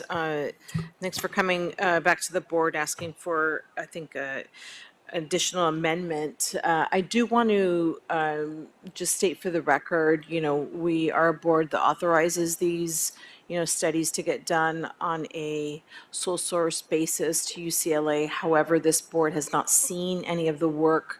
I've not seen the reports. I've not read the reports. They're advising BOE, but yet you come to this board and ask us for, approvals, and yet you're gleaning on that information and it's educational for you all, but it would also be educational for us as decision makers as well. So I'm begrudgingly going to give you a yes for my vote today, but I do ask that you take it to your leadership, and I want to see the reports that UCLA has been producing, because this is not the first report that we do as a sole source basis. Sounds good. Thank you. Thank you for that, Vice President Villegas. As you were presenting, I was thinking that I was going to ask you to come back and give us the report once this is over publicly, but I definitely appreciate Vice President Villegas' notion that we want to see this report when it's completed. Perfect, thank you. Okay, so both. Okay. Okay. All right, any other comments, questions, objections? Hearing none, is there a motion on the table to move item number 7 forward and forthwith? Thank you, Commissioner Reyes. Is there a second? Thank you, Dr. Davis. I'll second too. Mr. Knight, there's a first by Commissioner Reyes and a second by Dr. Davis and myself to approve item number 7. Very well. We'll take a roll call vote, starting with you, Madam President. Aye. Vice President Villegas. Aye. President Pro Tem Davis. Aye. Commissioner Corsan. Aye. And Commissioner Reyes. Aye. All ayes, and the item is adopted and referred to the mayor forthwith. Thank you so much. Thank you for your time. Appreciate it. Moving on to item number 8, and just for everybody's, mostly for my colleagues' knowledge, we will be continuing item number 11 to next Wednesday, February 28th. All right. So with that said, moving on to item number 8, this is an AFE for CoStar Realty Information, Inc. Bureau of Engineering and Office of Accounting are requesting board approval and execution of authority for $20,421.06, encumbering funds for payment of subscription renewal for online data access to real property sales, available property, both private and commercial, market studies and trends for the period of January 1st, 2023 to June 30th of 2023. Location ID 289479. And this afternoon, we have Mr. Vargas. Correct. Yes, correct. Welcome, sir. Thank you. Good afternoon, commissioners. Thank you for your time today. Briefly here, as mentioned, CoStar is the industry leader in providing real estate market information for the Bureau of Engineering Real Estate Division. It's very critical to what we do in terms of providing market analytics, market trends, market reports, property ownership information that we rely on daily, and most importantly, valuation or what we call comparables to use in the preparation of appraisal reports. We have to, by law, we have to prepare appraisal reports in preparation of making offers to provide to property owners when we begin the acquisition process. So it's a critical aspect of what we do, and asking for this after the fact encumbrance of, again, $20,421.06. At the recommendation of the CAO's office, we're negotiating a longer-term contract with the vendor CoStar. Previously, for a long time, at least during my time with the city, it's been a 6-month contract, but we're currently negotiating a longer-term contract, and that's what caused the delay and why we're asking for this after-the-fact payment be made to the vendor. Thank you. Thank you. Did you just say that the longer-term contract is being basically constructed right now? It's being negotiated as we speak, correct? Okay. Yes. Because, yeah, this was done June 30th. So since June 30th to now, no contract with CoStar? Correct. Are they still doing work or? We still are, and we're actually having to work with GSD, General Services Department's Real Estate Division, to get information from them, and it's very inconvenient for us to do that, to have to rely on them and almost asking for like personal favors from people we know there to provide the information. So it's not very. It's not the ideal It's position. not ideal. It's not the way we do for us to do things. Okay, so I definitely support the longer-term contract. CoStar Realty wasn't any of they were not in any of our on-call lists, right? That you could have taken advantage of that? No, they were not. Okay. All right, colleagues, any questions on this item? Hearing none, is there a motion on the table to move item number 8 forward and forthwith? So moved. Thank you, VP. Is there a second? Thank you, Dr. Davis. Mr. Knight, there's a first by Vice President Villegas and a second by Dr. Davis to move that item number 8 forward and forthwith. Very well. We'll take a roll call vote on item number 8, starting with you, Madam President. Aye. Vice President Villegas. Aye. President Pro Tem Davis. Aye. Commissioner Corsan. Aye. And Commissioner Reyes. Aye. All ayes, and the item is approved and will move forward forthwith. Thank you for that, Mr. Vargas. Thank you. Thank you all. Appreciate it. All right, moving on. Look forward to that final contract. Moving on to item number 9. This is a request in Council District 4 and 13. The Glendale Hyperion Complex of Bridges Phase 2 Federal Aid Project Number BHLS 5006 reject is asking to reject all bids for the project. The Bureau of Engineering will review the project plans and specifications for areas of the project that may be refined to reduce cost, and will return to the board at a later date to re-advertise the project. And this afternoon, Mr. Gibson, good to see you, sir. Sorry about all this wait, but you are apparently very popular, and there is a public speaker via Zoom. And so, We're Mr. just quite there. Steve Rados, I see you unmuted. Please go ahead and offer your commentary. You have 2 minutes.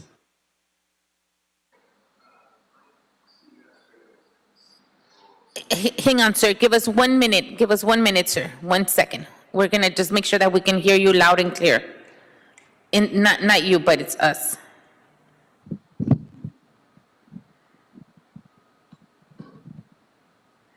Okay. Okay, go ahead, sir. You may begin.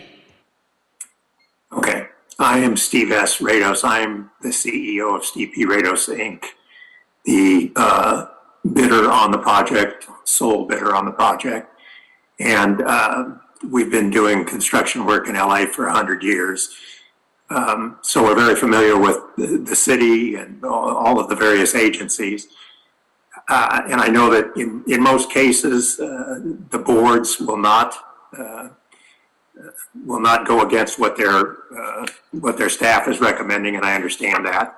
And so I won't say I have a whole lot of hope of changing anybody's mind, but I thought it was important to explain why this job is so far over the advertised budget. And that is, it's a 5-year project to reconstruct that bridge. And if you're familiar with that bridge, it goes over Glendale Avenue. It widens the bridge over the LA River. It goes over the 5 freeway. It goes over the ramp to the 5 freeway. It goes over Riverside Drive. It goes over some private property and properties in between. And it's a mishmash of different types of bridges. There are arch bridges. There's some box girder. There's some widening. There's all these different types of bridges.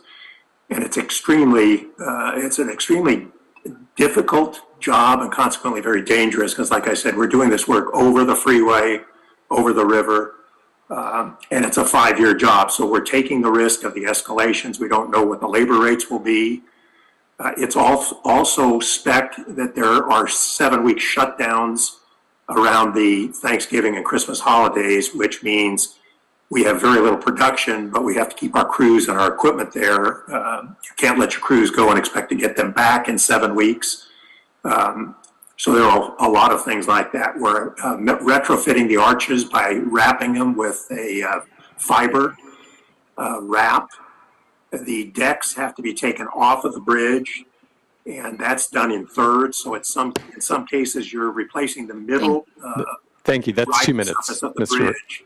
That's 2 minutes, Mr. Rados. Thank you. With traffic on both Thank you, sides. sir. Thank you for your public comment. Thank you. All right, Mr. Gibson. The public comment for item number 9 is now officially closed. And this afternoon, we have Mr. Gibson from the Bureau of Engineering. Yes, good afternoon. Scott Gibson with the Bureau of Engineering Bridge Improvement Division. Here today to formally request the rejection of the single bid that we received for the Glendale Hyperion Complex of Bridges Phase 2 project. As Mr. Rados mentioned, this is a very complex project. The scope of the project is to seismically retrofit and rehabilitate the existing complex of bridges along the historic corridor of Hyperion Avenue and Glendale Boulevard, which connects the communities of Los Feliz and Atwater Village. Work includes the widening of bridges, the addition of a new bicycle lane, streamlining the approach roadway, realignment of the I-5 northbound off-ramp, and upgrading various elements to meet current infrastructure standards. In addition, this bridge does span the LA River, the I-5 freeway, and several local streets.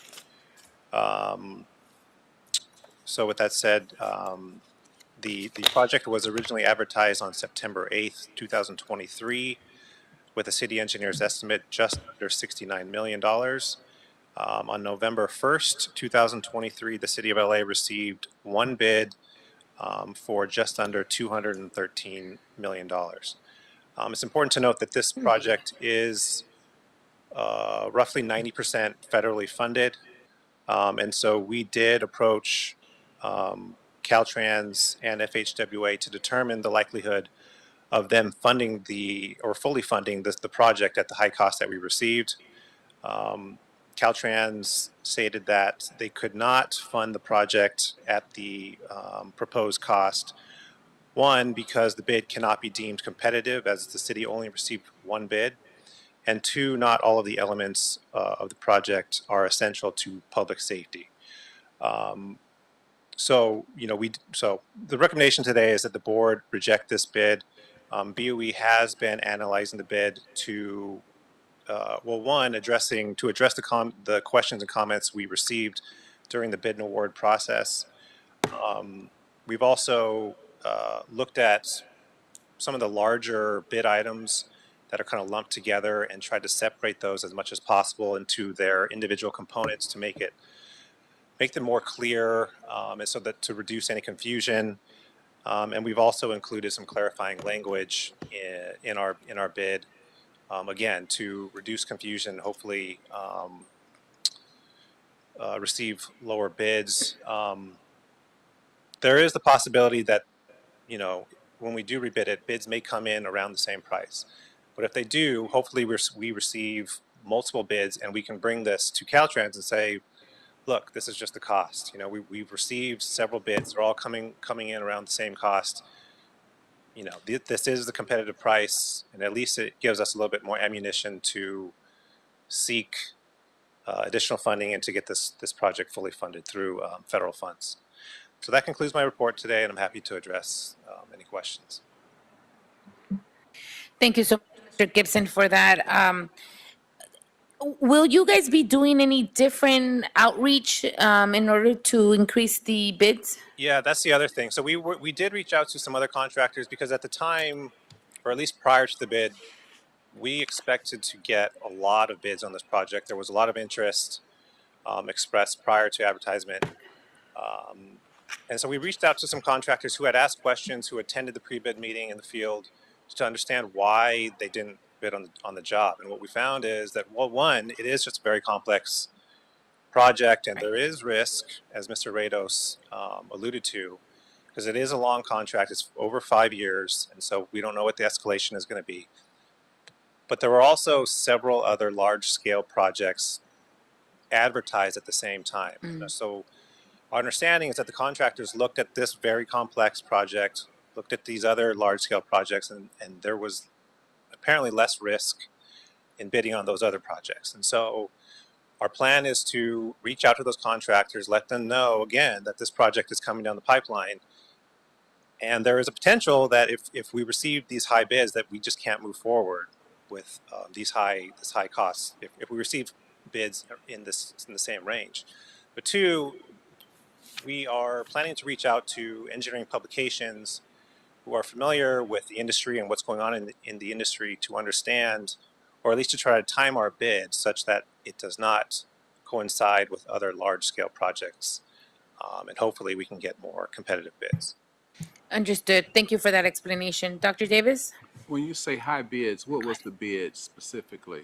So this one was just under 213 million, which is 213 million. And how much would the federal government allow on the project? So we asked that question as well. We said, is there a threshold that you guys will honor? And they couldn't give us a direct answer. They said, if it's competitive and we receive multiple bids and that just seems to be the cost of doing business, we can have another discussion.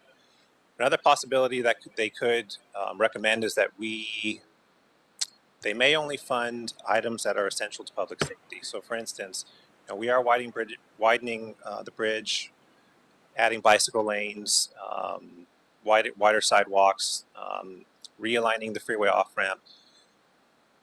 So those quote-unquote wants may not be funded, and we'd either have to find local funds, or we would have to save those for another project, and we would probably only be able to fund the needs for the project. Well, that address public we safety. haven't clearly identified what our vision is for this project in terms of what it is that we really want to do.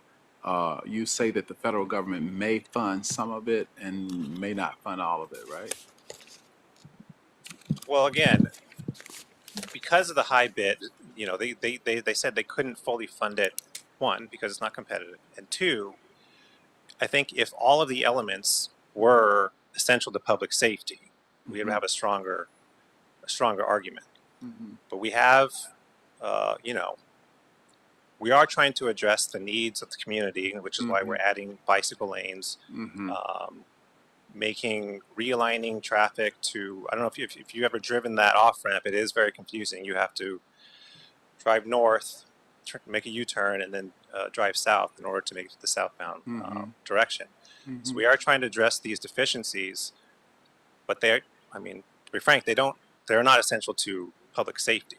They are more just to address the wants of the community.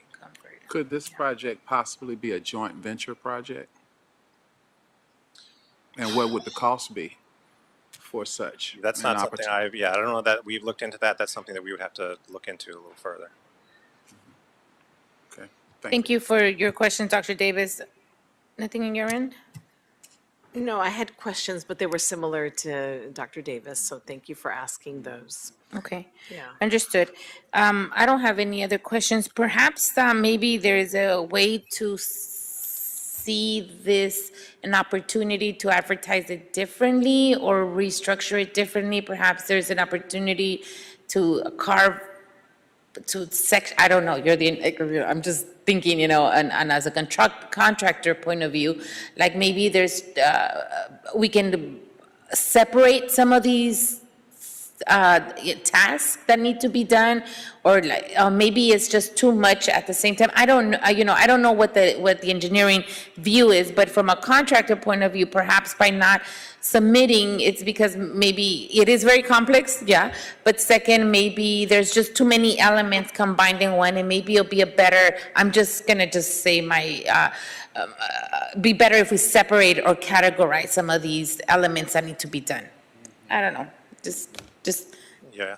Well, you know, depending on what we get if you know, accept our recommendation today and we do re-advertise, depending on the bids that we get, we may have to look into alternative delivery methods. So You might want to look, you might want to look at that now, perhaps while you're putting together the next bid to see if that's something that makes sense. Maybe design build, maybe, I don't know, you know, I think at this point, if we already bid something out and we got one and we weren't, you know, content with that, it's probably a good time to revisit the entire project again. understood. Okay. Having said that, is there a motion on the table to move item number 1 forward and forthwith? So moved. Thank you. Thank you, VP, and thank you, Dr. Davis. Mr. Knight, there's a first by Vice President Villegas and a second by Dr. Davis to move item number 9 forward and forthwith.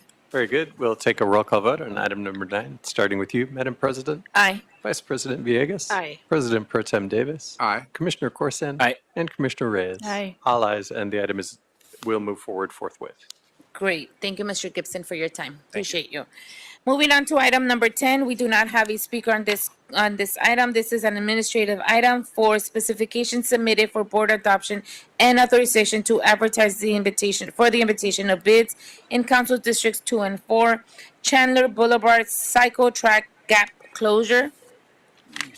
Work order E1908850 for an estimate amount of $4,045,845. Bid receipt date March 27, 2024. Is there a second to my motion to adopt this item? Second. Thank you, VP Villegas. Mr. Knight, there's a first by me and a second by Vice President Villegas to approve item number 10. Very well. We'll take a roll call vote, starting with you, Madam President. Aye. Vice President Villegas. Aye. President Pro Tem Davis. Aye. Commissioner Corson. Aye. And Commissioner Reyes has She just stepped stepped out. away. So we can go with 4 votes and say all ayes. All ayes. Yeah. All right. Well, with that said, we are continuing our report to next Wednesday, February 28th. Thank you to the Petroleum Office. And lastly, is that the end of our voting items, Mr. Knight? Yes, it is. Great, colleagues and everybody listening in, thank you so much. It is 1:44 and this meeting's officially adjourned. And thank you for everybody for being such great troopers and being together for the last 5.5